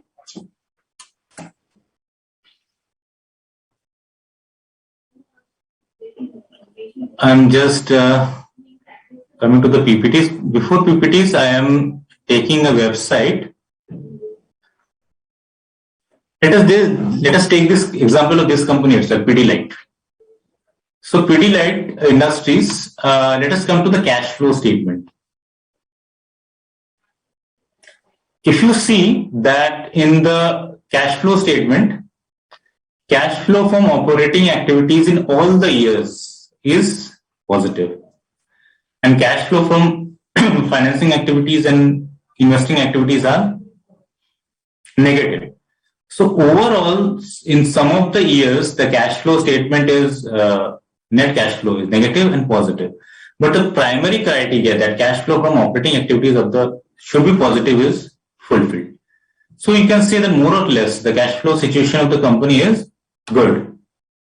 Now let us take another example. Let us take the example of IT companies. Any IT companies? Let us take TCS. In case of Tata Consultancy Services, let us look at the cash flow statement. In case of Tata Consultancy Services, you can see that the cash from operating activities, it is showing year-on-year profit. Year-on-year, cash from operating activities is actually increasing every year. And cash flow from investing activities in some year is negative, some year it is positive. The same happens with the cash flow from investing activities also. In most of the cases, the cash flow from financing activity in case of IT companies such as TCS is high. In case of all the IT companies, because they are highly huge dividend paying companies, they pay huge amount of dividend. Let us see for example, cash flow from financing activity of TCS. If you see that dividend paid, they're paying dividend every year and dividend is increasing every year. See, some years are decreasing, but hefty dividend is paid every year. That is why in Tata Consultancy Services, the cash flow from financing activities is negative because it is paying huge dividends. Overall, the cash flow from operating activities in case of TCS is positive. And the cash flow, if we add the cash flow from financing activities, operating and investing activities, the cash flow statement is also positive in most of the years. So conclusion you can arrive at on the basis of the cash flow statement of TCS is that yes, the company's cash flow statement seems to be good on the basis of the analysis of the last 10 years. So I will stop here for a break of about 10 minutes. Now it is 8:35. Let us meet at about 8:45. Okay, so I'm taking a 10 minutes break. So let us meet after this break and keep your queries ready if you have any. Okay, so welcome back after the break. There's one query from Dev. Dev is asking that why we need to buy shares when the intrinsic value is actually more than the market price per share. I will take just a simple example to explain you. Just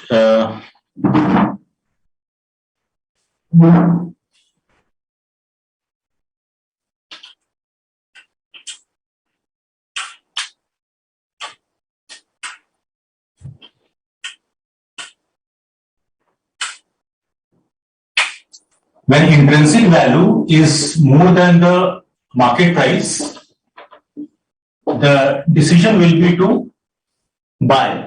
Now, what is the reason why when intrinsic value is more than market price, generally the investor decides to buy? Let us take intrinsic value is 110, which is greater than rupees 100, which is the current market price. The obvious decision will be to buy.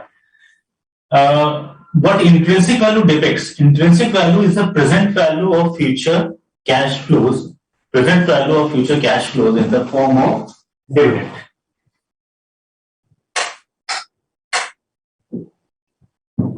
So intrinsic value is basically the present value of future cash flows in the form of the dividend. It means in future there is every possibility that the share price will not increase beyond 110 because we have considered the future dividend and then we discount it to arrive at the present value. See, in all probability, it is very less chance that the prices will increase beyond 110. So if there is a very less chance that the price will increase beyond 110, so it will be the wise decision to buy. Because when it reaches the 105 or 110, you can sell that. So that is why when the intrinsic value is greater than the market price, the decision will be to buy. And this aspect will be more clear to you when you do practical, you can say, problems in case of valuation of equity shares, which I will be doing after this fundamental analysis. We will go to the valuation, do the practical problems in valuation of equity shares. We will calculate intrinsic value. We will take a decision in which this concept will be more clearer to you. I hope for the moment it is clear that when intrinsic value is greater than market price, the decision will be to actually buy.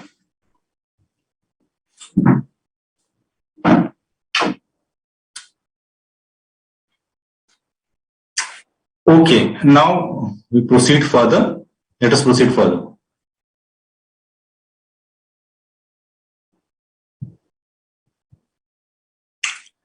So we have taken the first two points, net worth and book value, and sources and uses of funds. So on the basis of net worth or book value, we cannot take any decision. We calculate book value per share and compare it with the price. So price to book value ratio, if less, it means that company is cheaper. It is cheaper to buy the shares of such companies. But book value does not tell anything about whether the company is good or whether the company is bad. In sources and uses of funds, we see the cash flow analysis. That is, if the cash flow from operating activities is positive for the last 5 years, 10 years, then you can say that the cash flow position of the company is good. And now we come to the cross-sectional and time series analysis. In cross-sectional and time series analysis, basically common size statements and the ratio analysis are done.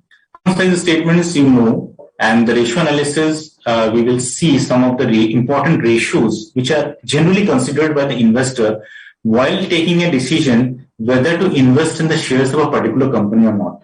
So, which will be, I will be discussing in the subsequent parts. Now come to size and ranking. How can you evaluate that the company is or size is performing well in terms of various factors such as net worth, current market price, profitability, shares. So if you want to compare it with the various companies within a particular industry, I will give you a practical example in this situation. Let us go to the IT sector also, Tata Consultancy, which I was discussing.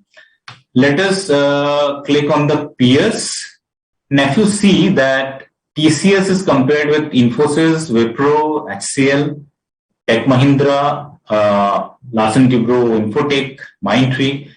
And all these companies, various factors have been considered. That is PE ratio, market cap, dividend yield, profitability, sales.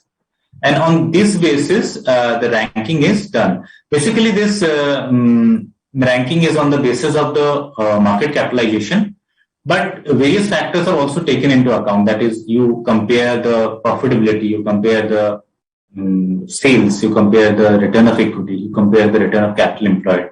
In case of this, various companies, in order to arrive at a particular decision, that is which company to invest.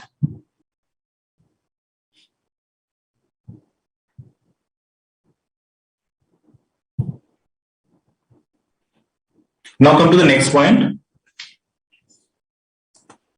Growth record. Growth record, student, is also a very important point in case of company analysis.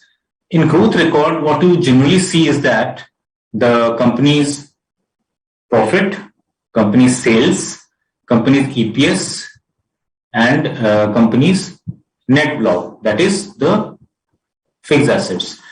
One very important point which I want to tell is that if the company's fixed assets are increasing, net fixed assets are increasing, that is net block is increasing, and correspondingly the company's sales is also not increasing, it means that the efficiency of the management is not there. It means the company is not efficient enough, because the company is investing huge. If the company is investing hugely in fixed assets, but it is not percolating in the higher production and consequently higher sales, it means that the company is not efficient enough, or this is some activities going on for the siphoning of the money. So this is a very important factor in case of the growth record. And the further thing is price earning ratio and the EPS. These two things are very important. If the EPS, that is earning per share of the last 5 years or the last 10 years, are actually increasing, you can conclude that yes, the company is more or less good because it's showing continuous EPS. Now, what about price earning ratio? What the price earning ratio tells? Can you deduce anything on the basis of price earning ratio? Can you take any decision on the basis of a price earning ratio? At whether the company stock is good or not, whether to purchase in the stock of a particular, whether to purchase the stock of a particular company or not, whether you can tell that on the basis of price earning ratio. Let us see that. So I will stop sharing it now.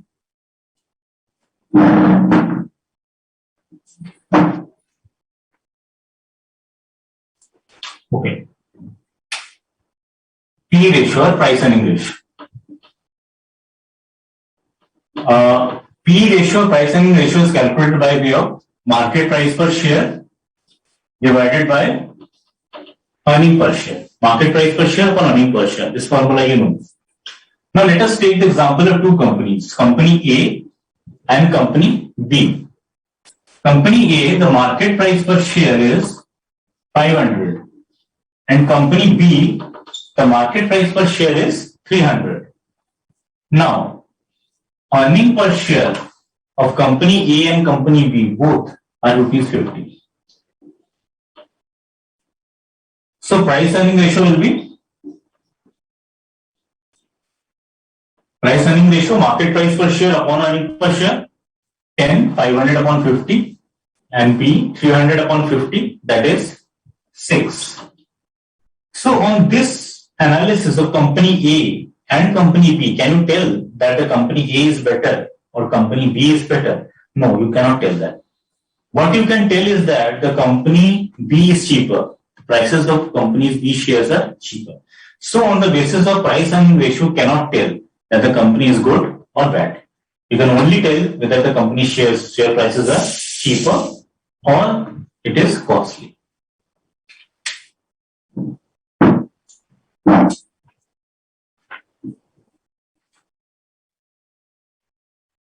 Okay, Dev, great.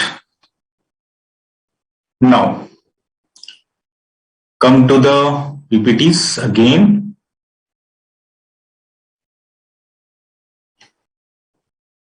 Next very important point is the financial analysis.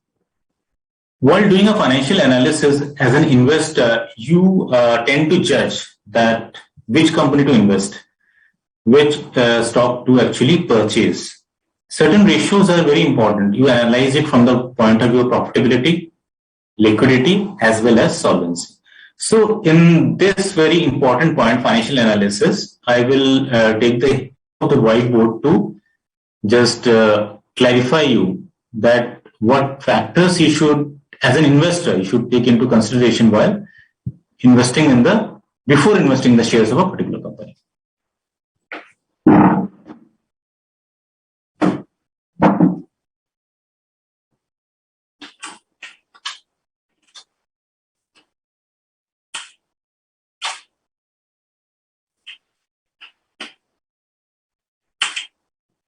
Now, first of all, from the point of view of profitability, you will see.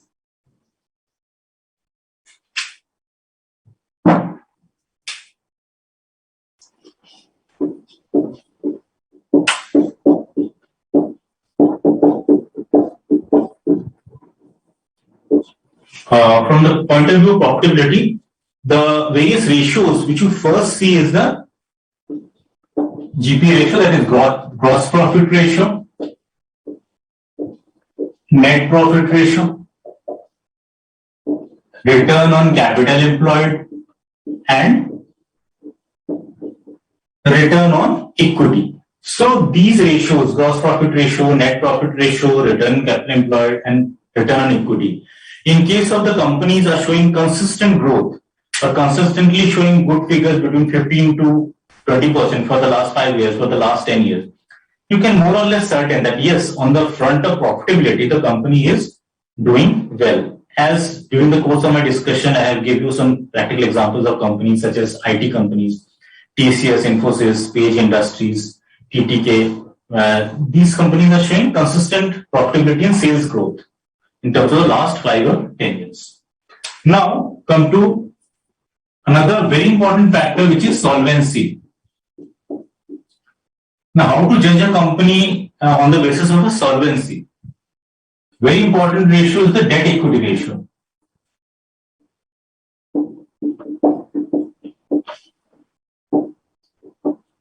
Debt equity ratio, as you know, debt upon equity. Now, what should be the debt equity ratio? Actually, there is no fixed criteria. The debt equity ratio in case of some companies are more, which resort to, actually, which are compelled to, you can say, have to resort to borrowings. For example, in case of manufacturing companies, which require huge capital expenditure.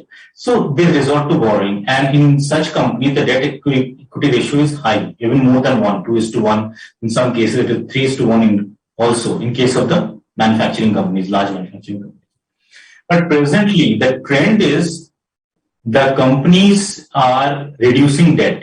Almost every company is trying to reducing debt, trying to reduce their debt. Even the manufacturing companies also are reducing debt. For example, recent example is Shukla and Larsen & Toubro. These companies are actually reducing their debt. And Tata Steel, the prime example is Tata Steel, which is actually reduces debt a lot. So first criterion should be the debt equity ratio, no fixed ratio, debt equity ratio, but preferably from the point of investors, you tend to invest in a company where the debt equity ratio is lower. Maybe you can say less than, I'm giving a tentative figure, maybe less than 0.5. For example, if the debt of a company is, you can say,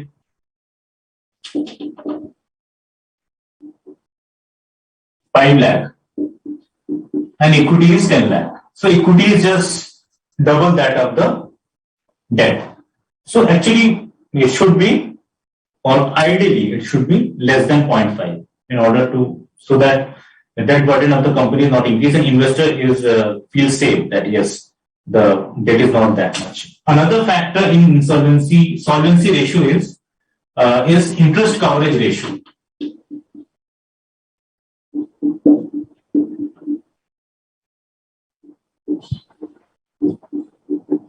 Interest coverage ratio. Interest coverage ratio is calculated as EBIT, earning before interest and tax upon interest. Now, what should be the interest coverage ratio? Again, there is no fixed figure. What should be the interest coverage ratio? It depends upon companies to companies. But ideally, the earning before interest and tax should be sufficient enough to cover the interest expenses. Let us take an example. For example, the EBIT of a company is 10 crores and interest expenses of that company is 3 crores. So ideally, you can say that the earning before interest and tax is sufficiently covering interest because there are certain other expenses also on the part of the company. So you can say it is interest coverage ratio more or less 3:1. So 3:1 is ideally you can say a comfortable figure for an investor. That yes, the interest coverage ratio is high, EBIT is sufficiently covering the interest, and debt equity ratio is also low. That is, debt is less than the equity, and it is less than 0.5%. So you can say the solvency position of the company is good. Now, you judge a company as an investor on the part of liquidity. Two very important ratios which comes to mind in case of liquidity is current ratio and liquid ratio. Current ratios is, as you know, the formula is current assets upon current liabilities. Generally, ideally, the ratio should be 2:1. But again, this is not a fixed criteria. For some companies, it is even, some good companies are having current ratio of even 1.5:1 or even 1:1 also, as their working capital requirement is actually increasing. So in such cases, the current ratio is actually even less than 2:1. But ideally, as an investor, you would prefer a company which has a current ratio of 2:1. And liquid ratio. Ideally, it should be 1:1. In case of liquid asset, liquid ratio is liquid assets upon current liabilities. As you know, while calculating liquid assets, the stock and prepaid expenses are deducted from the current assets in order to arrive at the liquid assets. So liquid ratio should preferably, ideally, should be 1:1. So you can judge a company from the basis of profitability, solvency, and liquidity. And another financial analysis you do is the cash flow statement, which I have just explained.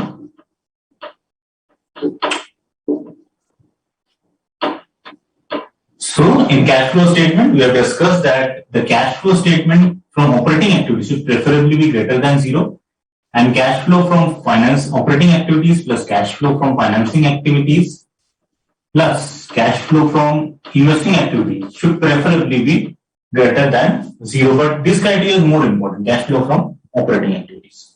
So in fundamental analysis in case of a company, while doing a financial analysis, you tend to first of all judge what is the profitability position of the company. So if the company's compounded profitability growth, sales growth in terms of gross profit ratio, net profit ratio, return on capital employed, return on equity is showing consistently good figure, 10 to 15%, 15 to 20% for the last 5 years, last 10 years, the company is good on the front of profitability. Now you judge the solvency, whether the company is able to pay its debt or not, whether the company is not vulnerable to bankruptcy. So you judge the debt equity ratio. Preferably, debt equity ratio should be, as an investor, less than 0.5 or less, because current trend is that investors tend to invest in those companies which have less debt. The next solvency ratio is interest coverage ratio, that is the earnings before interest and taxes sufficiently covering the interest or not. There is no fixed ratio, but ideally it should be at least thrice, 3:1. That is, interest earning before interest and tax should be at least thrice that of the interest expenses. After judging the profitability and solvency situation of the company, you come to the liquidity position. Two important liquidity ratios, current ratio and liquid ratio. Current ratio should ideally be 2:1, current assets upon current liabilities, and liquid ratio should ideally be 1:1, that is, liquid assets upon current liabilities. In cash flow statement, ideally cash flow from operating activities should be greater than 0, and cash flow from operating activities plus cash flow from financing activities plus cash flow from investing activities should be greater than 0.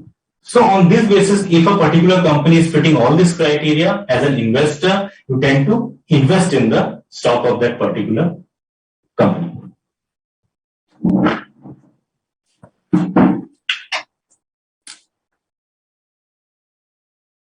Okay.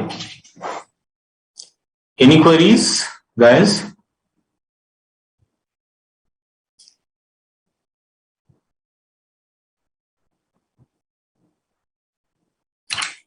Okay. Now come to, after the financial analysis, let us come to the competitive advantage.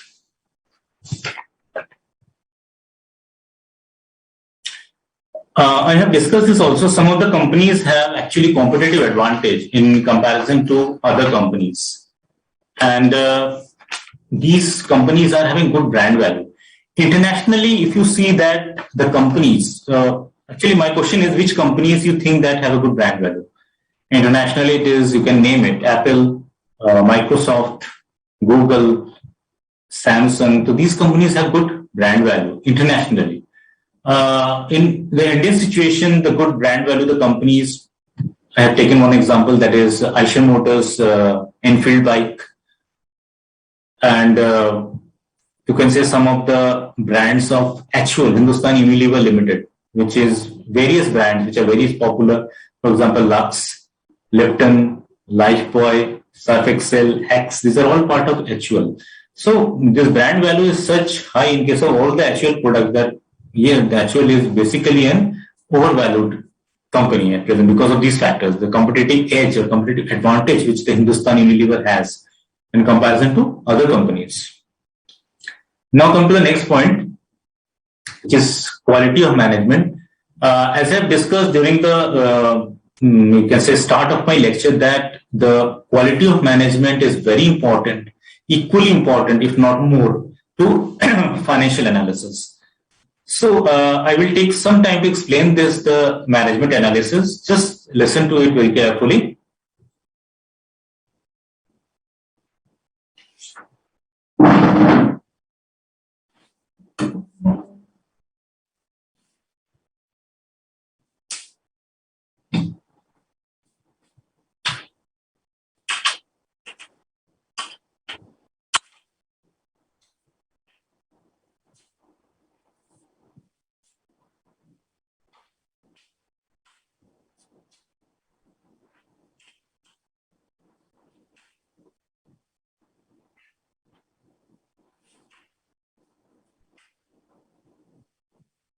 Okay. Now come to management analysis.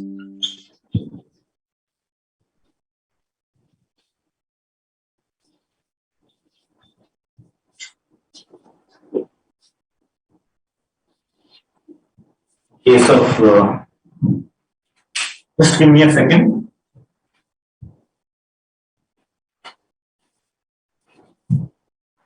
Now, how do you know that it is actually, it is very important to, very important, I would not say, it is very easy to judge the financial of a company if you are good in finance by going through the annual report, by going through the profit and loss account, by going through the balance sheet, by going through the company's cash flow statement and make an analysis of this. But management analysis is somewhat difficult or tricky. But because you don't know the management is actually doing, because you are not aware of the day-to-day affairs of a particular company. So how to know that whether the management is actually doing well or the management is actually efficient or not? The most important point is to see that whether top management have integrity or not, whether the promoters or the directors are having personal experience, having persons of integrity. And next is very important thing is to check the management discussion and analysis report. Management discussion and analysis report. This management discussion and analysis report is part of the company's annual report. Various important informations are given in the management discussion analysis report. There is company risk factors, environmental analysis, what the company's management is actually planning to do. Various factors are given. So it is actually recommended for the investors to go through the management discussion and analysis report very carefully. Now you have gone through the company's annual report, you have gone through the management discussion analysis report on the basis of general observation from various newspapers and the news channels. You have some sort of an idea that yes, the management of a particular company is good. They are a person of integrity. a person, they are experienced persons. But what the company is actually doing, planning to actually do, how you can make out. One way is to go through the conference calls. To attend the conference call. Sometimes after the annual general meeting or after the declaration of the financial results, the CEO or the CFO of the company, the CEO and the CFO of the company, that is Chief Executive Officer and Chief Financial Officers of the company, generally hold a conference call for the investors. And in this conference call, the investors can ask any question relating to what the management is doing. So you can, as an investor, you can ask questions during the conference calls, or you can listen to the queries or the questions asked by the other investors also. On that basis, you get a good idea that actually what the management is doing and what the management is planning to do. So this is one way to actually gauge, or you can say have some sort of an idea that what the management is planning to do. Now, what are the other factors you should check while doing a management analysis? First, to have a background check.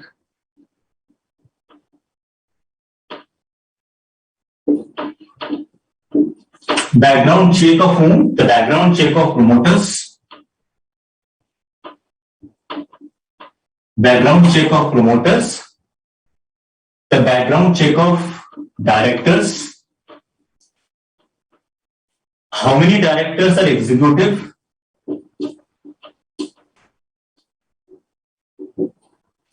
How many directors are independent? So it is actually given in the annual report. You can easily check that who are the promoters, who are the directors of the company, how many directors are executive directors, that is full-time employee of the company, how many directors are independent directors, and what is the product of the company. What is the product of the company? Where the company's plant is located? Okay. Now, what is to judge the efficiency of management? Whether the management efficiency or not, efficient or not? What other factors you can consider? Very important factor is salary of promoters. Salary of promoters versus net profit. Salary of promoters versus net profit. That is, if the salary of promoters are increasing and the net profit of the company is also increasing, then there is no problem. But if the salary of promoters is increasing, that is, top executives are increasing, and the net profit is not increasing, on the other hand is decreasing, then there is a red flag. Then there is a question mark on the efficiency of the management. As it was happened in the case of ILFS, if you can remember, infrastructure, leasing and financial services, that was the case.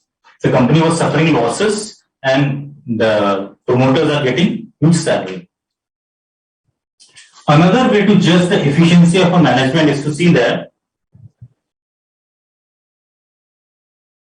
the investment in fixed assets is actually reflecting, investment in fixed assets is reflecting in the sales. Investment in fixed assets is reflecting in the sales. Company is investing hugely in fixed assets, plant and machinery, furniture, air condition, and other various fixed assets, computers. But the company's sales is not increasing because the production is less. It means that the management is not efficient enough. On the other hand, if the investment in fixed assets or net fixed assets or investment in net block is increasing, and the production in the same way production is also increasing and sales are also increasing, then the situation is good. The management is efficient. So this is another way to judge the efficiency of a management.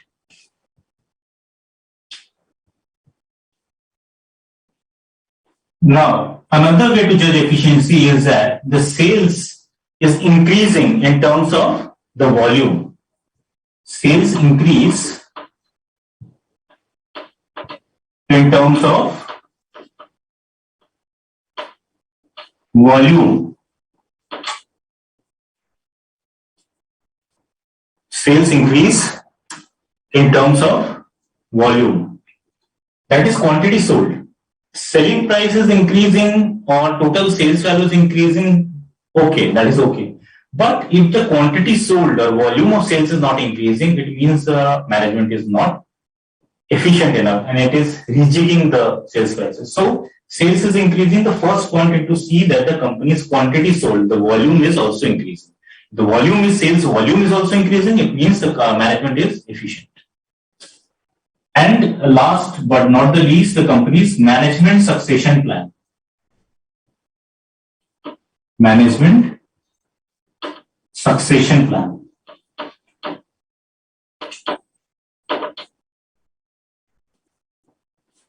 This is a very important factor. Most of the good companies have a good management succession plan. It means they actually groom their existing CFOs, existing senior managers, so that when the CEO retires, another capable person can handle the company's affairs, can become the CEO of a company and manage the company in an efficient way for the next few years, for the future years. So management succession plan of a company is very important. Those companies who have good succession plan generally have good management and preferable from the point of investors to invest in such companies. One example I will give you that a company is having a good management succession plan is Infosys. So Infosys actually groomed their existing senior people so that after the retirement of the chief executive officer, another capable person can handle the affairs of the company. So these are the basic, you can say, of the management analysis. And you can say, lastly, dividend paying also. If the company is consistently paying dividend pay, if the company is consistently paying good dividends, for example, the IT companies, Infosys, TCS, HCL, all are good dividend paying companies. Other dividend paying companies, which comes to mind is ITC, Asian Paints, Dabur. These companies also pay good dividend. So these companies are generally preferable from the point of view of investors who want regular returns. So this is not the sole criteria, because sometimes what happens is the growth-oriented companies do not pay dividends regularly. But this is one of the criteria in which the good management or good companies generally pay dividend to investors in order to keep them happy. So these are the factors in management analysis. That is, go through whether the senior management is efficient enough, good persons of integrity, experience. Read the management discussion and analysis report very carefully. Attend the conference calls which the CEO and CFO held after the annual general meeting or after the declaration of the financial results. Do a background check. Who are the promoters of the company? Who are the directors? How many directors are executive? How many directors are independent? What is the company's product? Where the company's plant is located?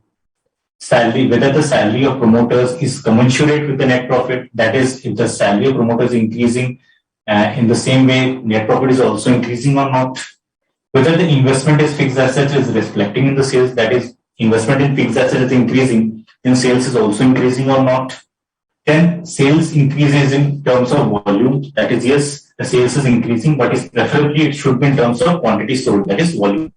And whether the company has a good management succession plan. That is, whether the senior persons of the companies are groomed or motivated enough so that they can handle the affairs of the company's future. And dividend paying, whether the company is paying consistently good dividend to the investors. So these are all part of the management analysis to judge whether the company is efficient, whether the company is doing well, and whether the company is able to do well in the future also.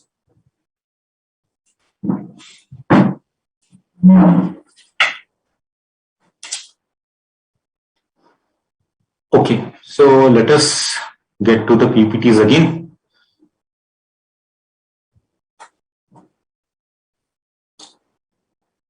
Yes, Prachi, KPMG in consultancy. Shraddha is asking, annual report have this information regarding background of promoters. Shraddha, in annual report, you can have who are the promoters of the company. It is given in the annual report, and the information about the directors, the number of directors, how many directors are independent, how many directors are executive. These are given in the annual report. And this part of the background check too, because detailed background check is not possible. In case of management of a company, there are certain factors on the basis of which you can judge on the basis of whether the management is efficient or not, on the basis of sales, on the basis of profitability. Okay.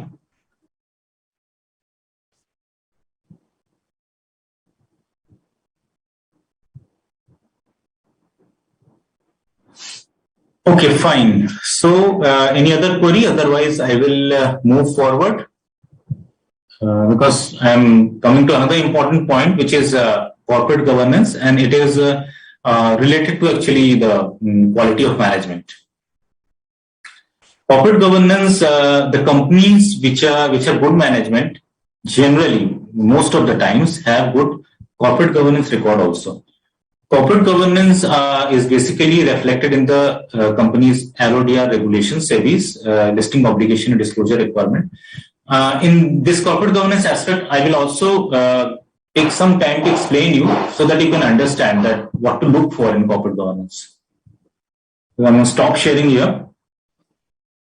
Yes, Yatin is asking that what should be analyzed by conference call of MGTs, conference call of whom? Yatin, I will give you just an example that sometimes what happens is that it is given in the company's transcripts also. Okay. Now this company, Starter Consultancy Services. Yes, sir. Vivek, there is one query relating to May 2021 examination, student. Yes, sir. Yes, sir. I think it is May. It should be May 22. It is mentioned May 22. Yes, he is saying that can I attend these classes for my attempt of May 2022. Okay, no problem. I will reply this query in the end. Don't worry. Okay. Sir will clarify on this. Sheikh, don't worry. So let us move forward. As I was saying that in Tata Consultancy Services, you see that sometimes the good companies give the transcript of the conference calls in the website itself. Let us see. Here, the conference call it is given. You click on this transcript. I will just expand it so you can see here. This is Tata Consultancy Service conference call. The date is given July 8, 2021, and it is 10:30 hours. Here, the various queries have been asked, and this has been answered by the senior people. So, in conference calls, you can answer, you can clarify your queries, you can listen to the queries of other investors also and get a good idea what the management is planning to do, what the management is actually currently doing. So, this sort of idea can you have, or you can also attend the conference calls. Notice regarding that is given to the investors beforehand that what time to attend. You can attend as an investor, you can attend that and have your queries clarified.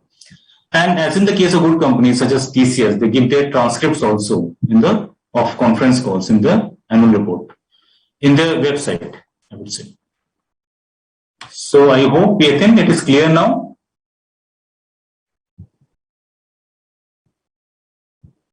Okay.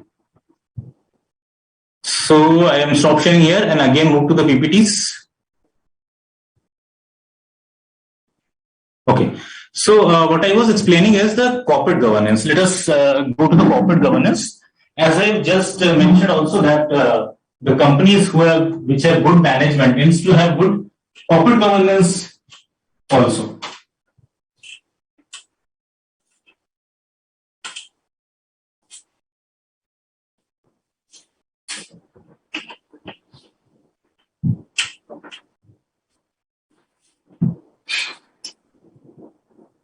Okay, corporate governance.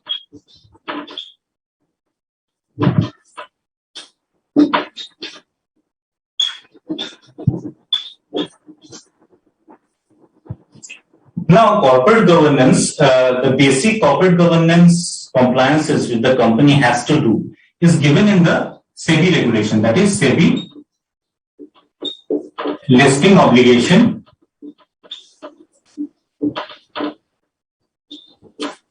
SEBI listing obligations and disclosure requirements.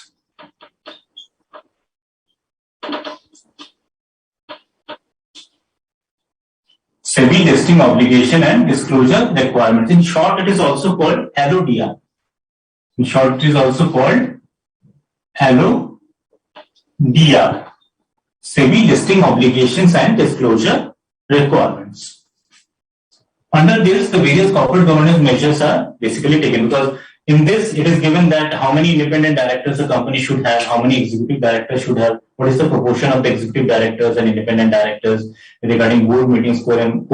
All these factors are given in this SEBI LODR regulations, and the companies are required to comply with this regulation. And every information regarding this compliance of LODR has to be mentioned by the companies in their website also. I will give you an example on this also. So first factor in corporate governance is SEBI listing obligation and disclosure requirement. Second, which is related to corporate governance and quality of management, is the regulations, that whether the company is complying with the various regulations or not. Some of the regulations which directly applies to companies are the Companies Act 2013, the Securities Contract Regulation Act,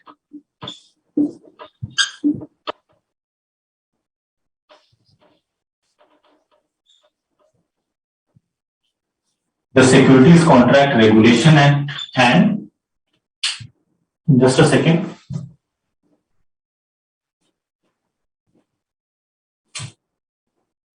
The SEBI Act,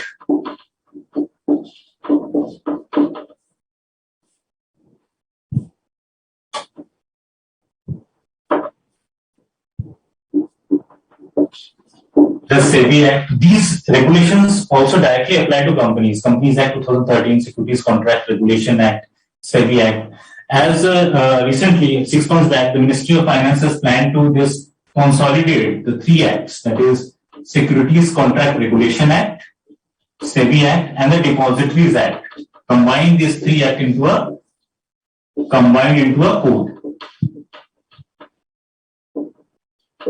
into a code. So the Ministry of Finance has decided that this Securities Contract Regulation Act, SEBI Act, and Depository Act should be combined into a one code.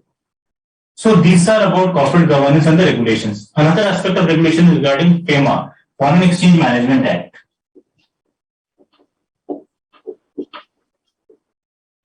Foreign Exchange Management Act.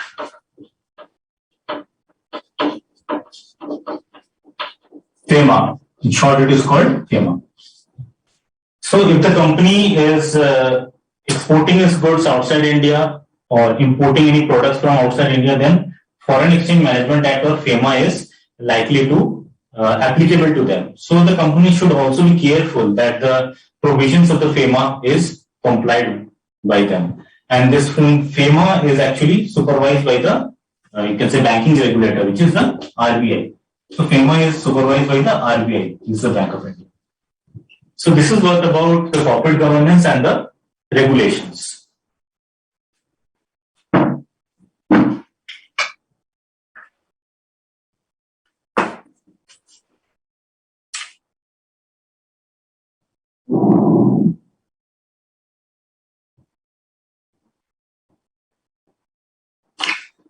Okay.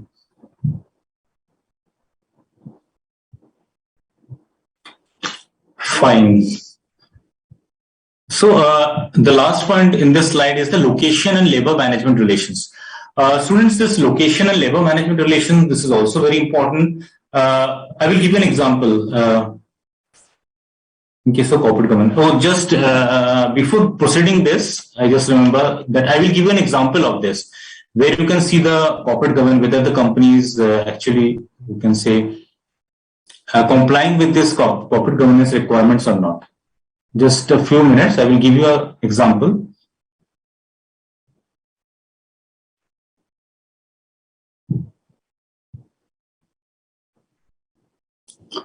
So if you see that in this case documents, that is, it is given that announcement under regulation 30 LODR. So if you click on this,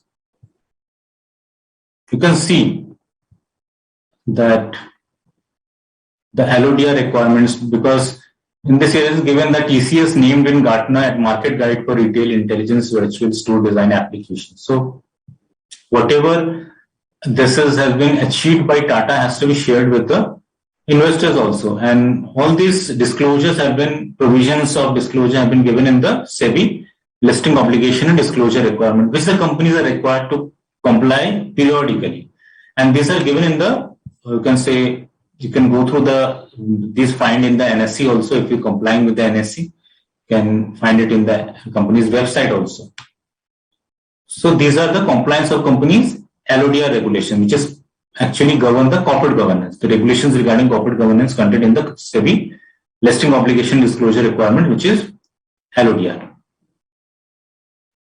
Okay, fine. So let us move with the PPTs again. Now come to location and management relation, which I was just explaining.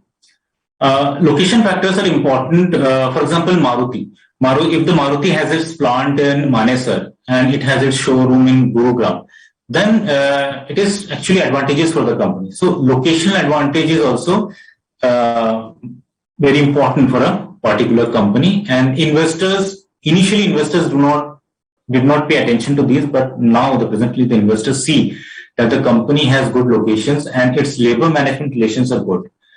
If I give an example about the strained labor management relations some time back in the Manesar plant of Maruti, where you can say there was a great strike between the management and the labor. That dispute was actually highlighted by the media also, and it was gone for some time. And the Maruti's actually, the shares were suffered because of this.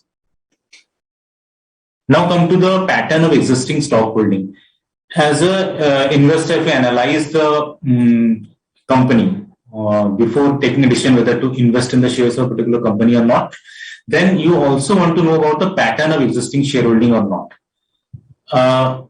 In this case, pattern can also be analyzed. I will give you an example. Again, I will give you a practical example. In this case, let us go to the Tata Consultancy itself.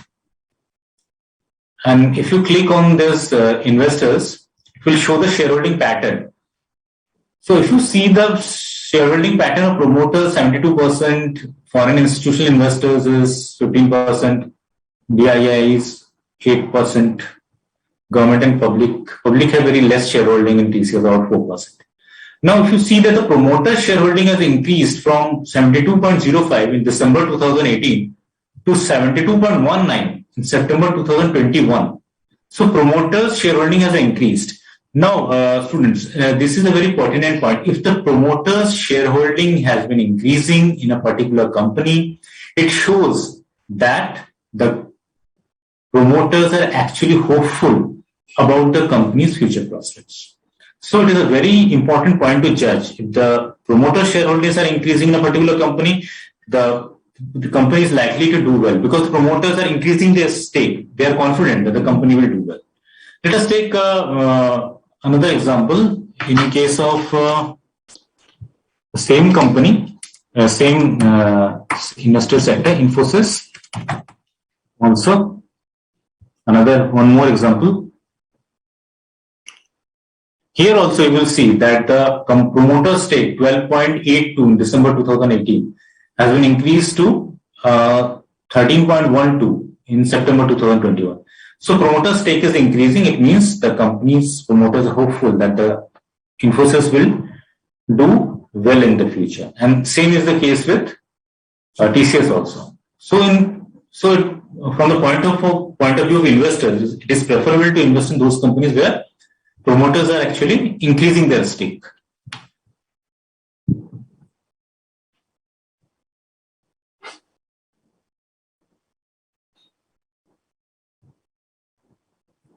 Now, come to the last point in company analysis, which is the marketability of the shares. Students, the marketability of those shares will be good. Marketability of shares means the companies are attractive. The company shares are attractive from the point of view of the investors, and the attractiveness comes from whether the companies have been showing consistently profitability, sales figure for the last 10 years, and having good solvency position, having good liquidity position, have a good cash flow position. So these actually increases the marketability of the shares of a particular company. So this is what about company analysis. Any query in this? Otherwise, I will proceed to the techniques used in the company analysis.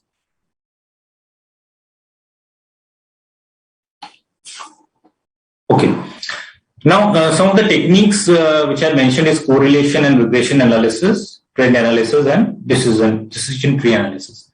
Regression, correlation, again, there are statistical techniques. I will not go detail into it, but I will give you an idea about what this is and what we will look after in this correlation, regression analysis, and trend analysis. I will also give an example of the decision tree analysis also. So, I will go to the whiteboard to explain this further.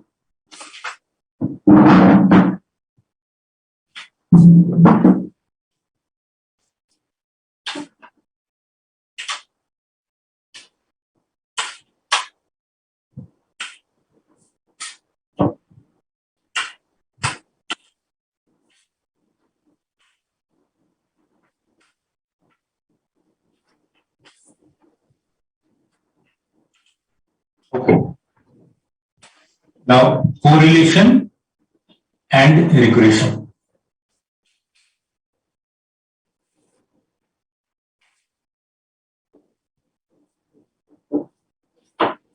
Correlation and regression. As you know, in correlation, the relationship between two variables are actually generally found out. For example, correlation between the company's profit and the industry profit. So correlation between the profit of the company and profit of the industry can be established. And in regression, dependent variables are estimated on the basis of independent variables. For example,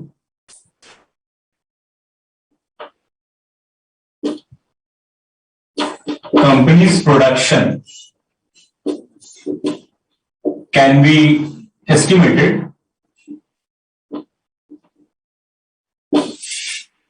which is a direct variable on the basis of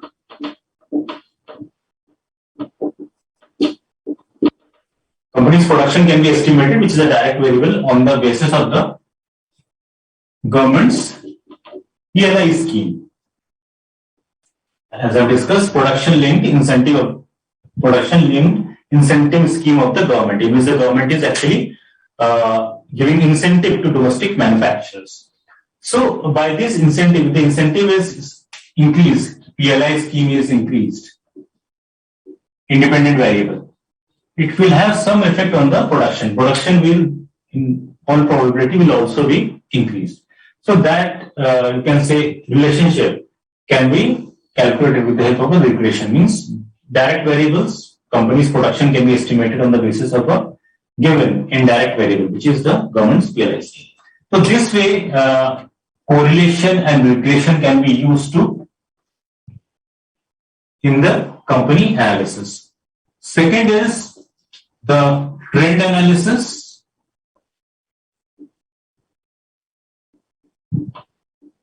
Trend analysis is nothing but using the regression analysis consistently. So, using the regression analysis of a variable for a particular time period. For a particular time period. Okay, for example, this you can say relationship. PLI scheme, the effect of the PLI scheme, government's PLI scheme on the company's production. So this can be, you can say, analyzed for a particular period of time, 1 year, 2 years, 3 years, 5 years. So this is what trend analysis is, using regression for a particular time period, say 5 years. So these correlation and regression and trend analysis are used in the company analysis. Now we'll go to the last technique of company analysis, which is a decision tree analysis. So I hope this is more or less clear, correlation, regression and trend analysis. Let us go to the decision tree analysis.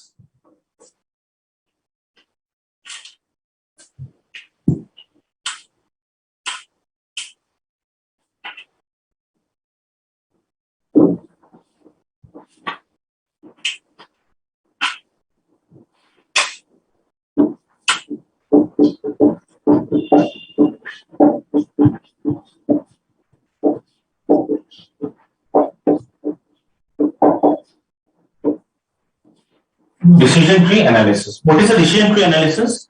Decision tree analysis is the analysis in which a particular, you can say, a phenomenon is actually forecasted, estimated on the basis of the various probabilities.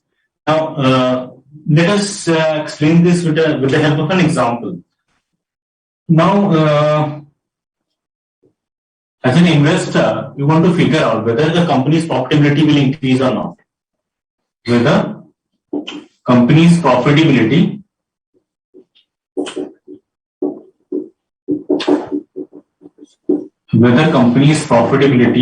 will increase.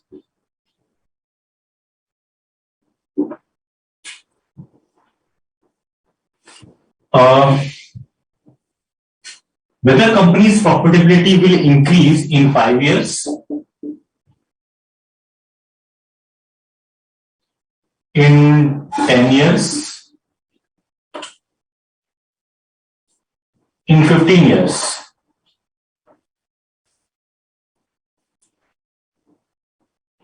Increase to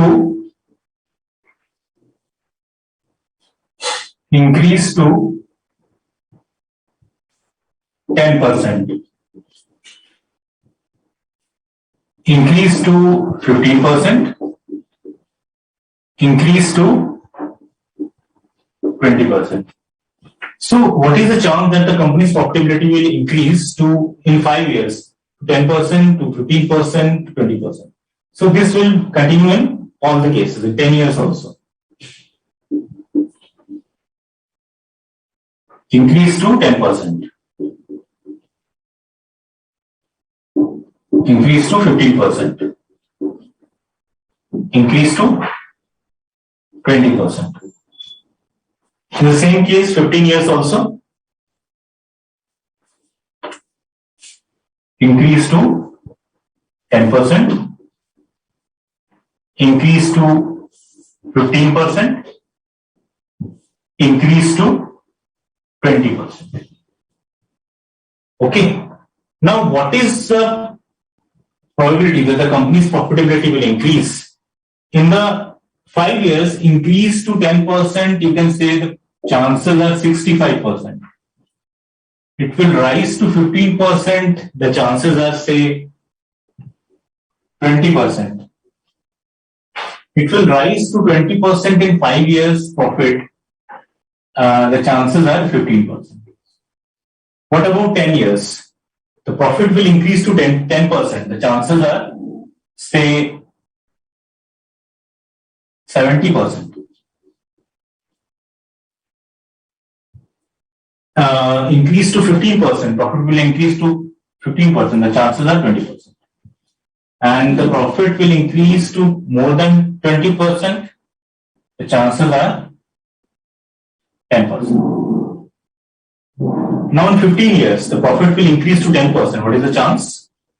Probability is 80%. Increase to 15%, the probability is 20%. And the probability that the company's profitability in 15 years will increase to 20% is actually 0. So from this conclusion, decision tree analysis, what is your conclusion? What you conclude? you can conclude that in the short term, in the 5 years, there is every probability, that probability is almost 20%, that the company's profit, probability is almost 15%, that the company's profit will increase to 20%. In 10 years, the chances are 10%, but in the longer term, means 15 years, next 15 years, the chances are almost zero that the company's profit will goes to 20%. So you can say that the company's profit will increase in the short term, but in the longer term, it will stagnate. So in the longer term, the company's profit will show stagnation, and in the short term, it will grow. From this decision tree analysis, we can conclude this.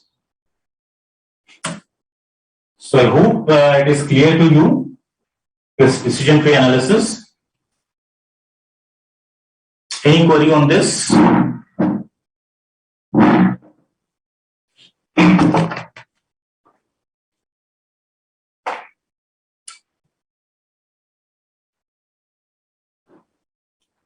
So I will again screen sharing it, share the PPTs. Okay. So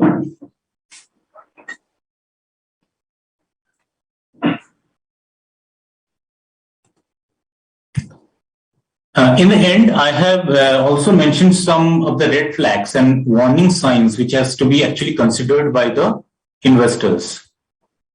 So if a company is purchasing, okay, one query has come, I will take the query first and then I will move to red flags. Prachi is asking that, but chances of increasing profitability would be more in more years. Actually, Prachi, what happens is that it depends upon companies to companies. If you remember, I have explained the product life cycle. So what happens in product life cycle is that some of the companies are in the expansionary stage, some of the companies are in the maturity stage, some of the companies are in the stagnation or the declining stages. So those companies which are in the expansionary stage, the chances of profitability in the future years are more. For example, electric vehicles, and you can say the education technology companies, e-commerce companies, the chances are that in the next 10 to 15 years, the profitability will increase. But in case of mature companies, for example, the automobile companies, pharmaceutical companies, IT companies, which are in the maturity stage, there are very less chances that their profitability will rose drastically, unless they got some very good projects. So their profitability will increase, but increase slowly. That is the, you can say, hallmark of a maturity or mature companies. So in case of such companies, in longer term, the profitability will stabilize. So it is not that the profitability of the companies will always increase in the future. After some time in the years, after 10 years, 15 years, 20 years, the profitability will actually settle at some figure. For example, in this case, it is settled at 10%. Most probably on an average, the company's profit will increase at 10%. So it depends upon companies to companies, whether the profitability will increase or profitability will increase or not in the longer term. But in case of mature companies, in the longer term, the profitability is generally do not grow drastically. Actually, it comes down a bit. Okay, Prachi, I hope that this is understandable to you. Now, come to the various red flags and warning signs to be considered by the investors. Now, if a company is purchasing raw material from one related party and selling it to another related party, then what you shall deduce? It is an early warning sign, because if transaction is taking place between two related parties, then there is something wrong, because it shows that the company may be, you can say, related to some money laundering or some siphoning of money. So this is a red flag if raw material is purchased from one related party and selling it to another related party.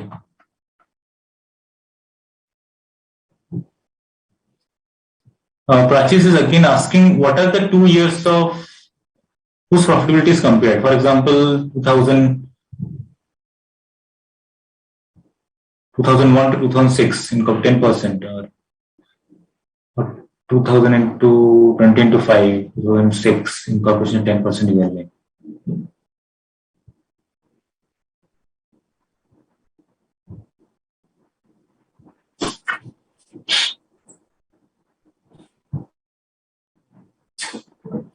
Actually, I have taken a hypothetical example, Prachi.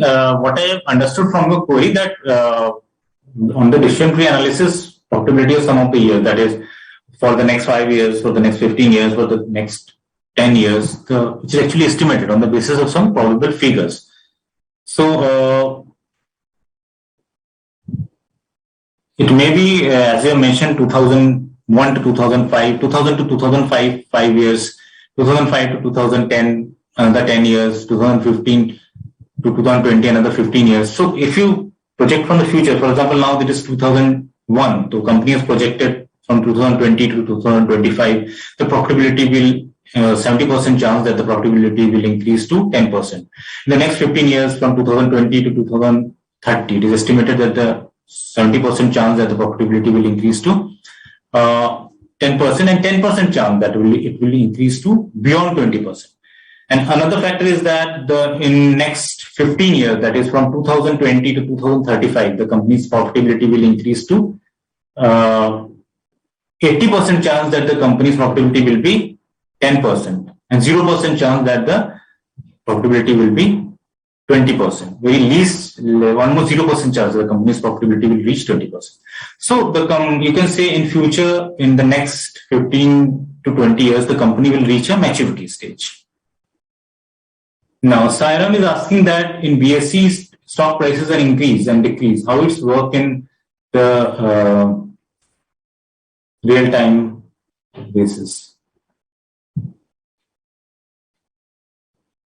Sairam, the company stock prices are increasing and decreasing, and it is because what happens is that if you purchase, investors are continuously investing.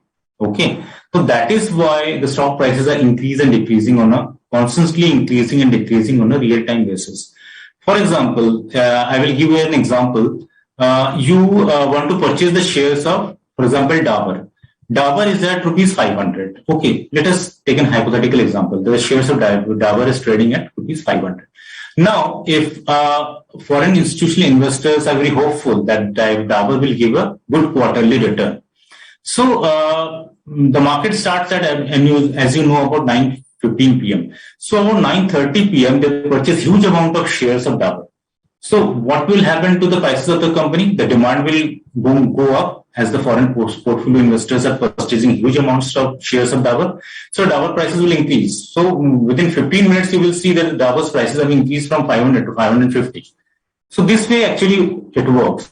On the other hand, for about, you can say, market ends at about 3:30. So, for example, about 2 p.m. in the afternoon, to see that in some other days, about 1 week, after 1 week, the foreign portfolio investors see that, yes, what they were expecting in Dabur was not that much because it may not give that much return which they were expecting. So they start to sell the shares of Dabur.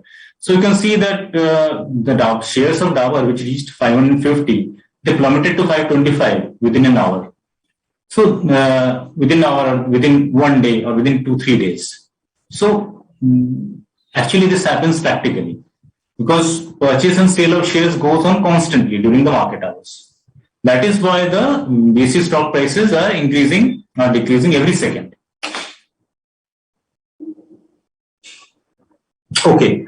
Now, I was coming to the second point with regard to loans and advances. If loans and advances are taken from a financial institution given to a subsidiary, this is also a red flag because loans and advances are taken from a financial institution and given to a subsidiary, and the objective of the holding company as well as the subsidiary companies are same, are aligned, then there is no problem. But if the objective of the holding company or the objective of the subsidiary companies are separate, means holding company is investing in some other business, subsidiary company is in some other business, and loans and advances which have been taken by the holding company company is given to subsidiary.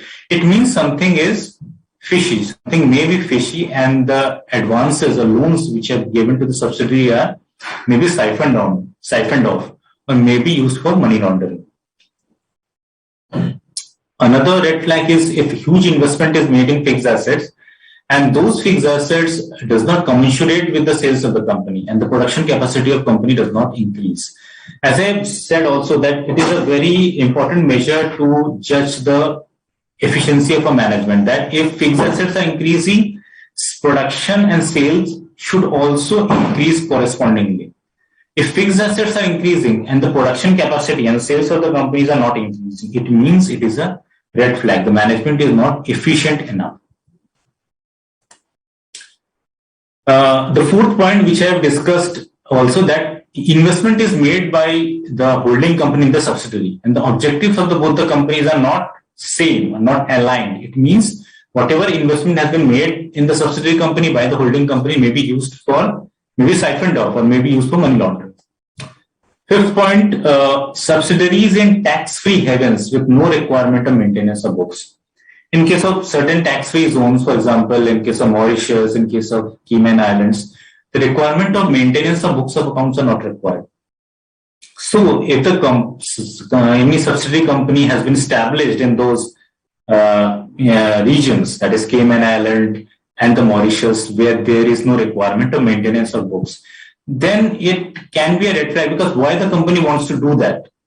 To means establishing its subsidiary in a region, in a country where there is no requirement of maintenance of books. It means the company wants to hide something.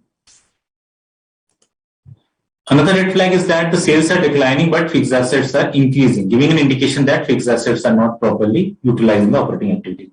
It has been discussed by me also that if the fixed assets are increasing, sales should also increase by correspondingly.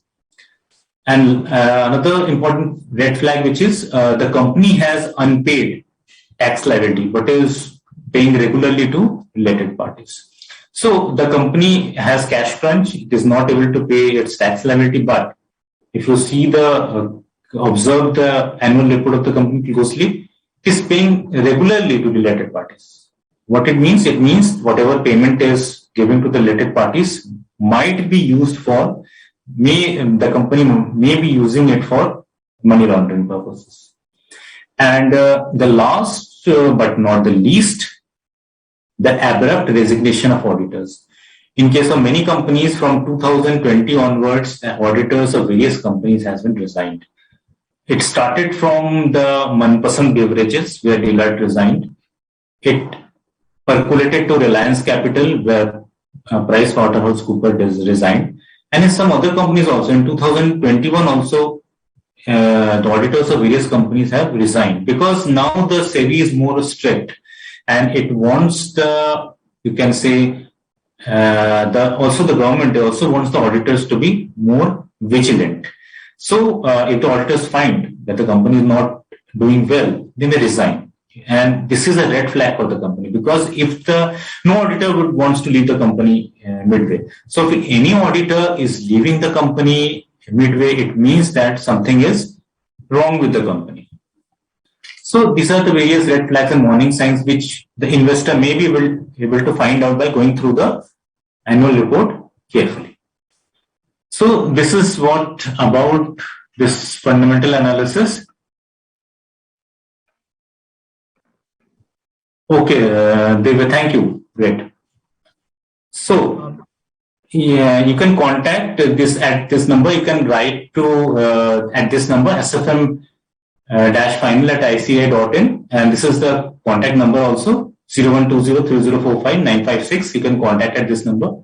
So on this email ID, you can write to us any query, anything you find difficulty in, you can, without any hesitation, you can write to us at this number. You can call also at this number. So thank you, and thank you for your time. So I will hand it over to this Ashish sir. Are you there? Yes, I'm there. Yeah, okay, Ashish sir, please hand it over. I will hand it over to you for the closing. Okay, can you stop sharing, Vivek, the screen? Sure. Welcome, students. I hope The lecture must be very knowledgeable for you, because CS Vivek Banerjee has taken quoted the live example. Even he has taken to the screen also. But as our disclaimer in my first class, that please remember these classes are only for academic purposes and not for your trading, etc. So please, okay, of course these are good for your studies, but after doing the CA, you can do the whatever you want. I would like to answer the one query that one student has asked, sir, is the classes are for May 22 examination also? Student, please note, for May 2022, sorry, I may be 21, May 2022 classes, already we have covered the classes earlier, and these classes are already hosted on website. So these classes have already been over. Okay, if you want to refer, because see what happens. Now these classes have been, because we have scheduled our classes keeping our view the November 2022 examination attempt. So maybe if you rely on these classes, so the time will be left for your preparation will be very less. Please remember, there is no change in the syllabus. Okay, and almost faculties are the same. So even you can refer our recorded session that already hosted on YouTube. Okay, so in case you have any query, you can contact in this class also, or you can also write us a mail. So students, thanks for patience listening. Now our next class will be on today is Friday. Now our class will be on Monday, coming Monday at the same time, and CS Vivek Banerjee will continue the session. Thanks a lot for patience listen. Have a nice day. Thanks a lot. Thank you so much. Okay, Vivek, bye.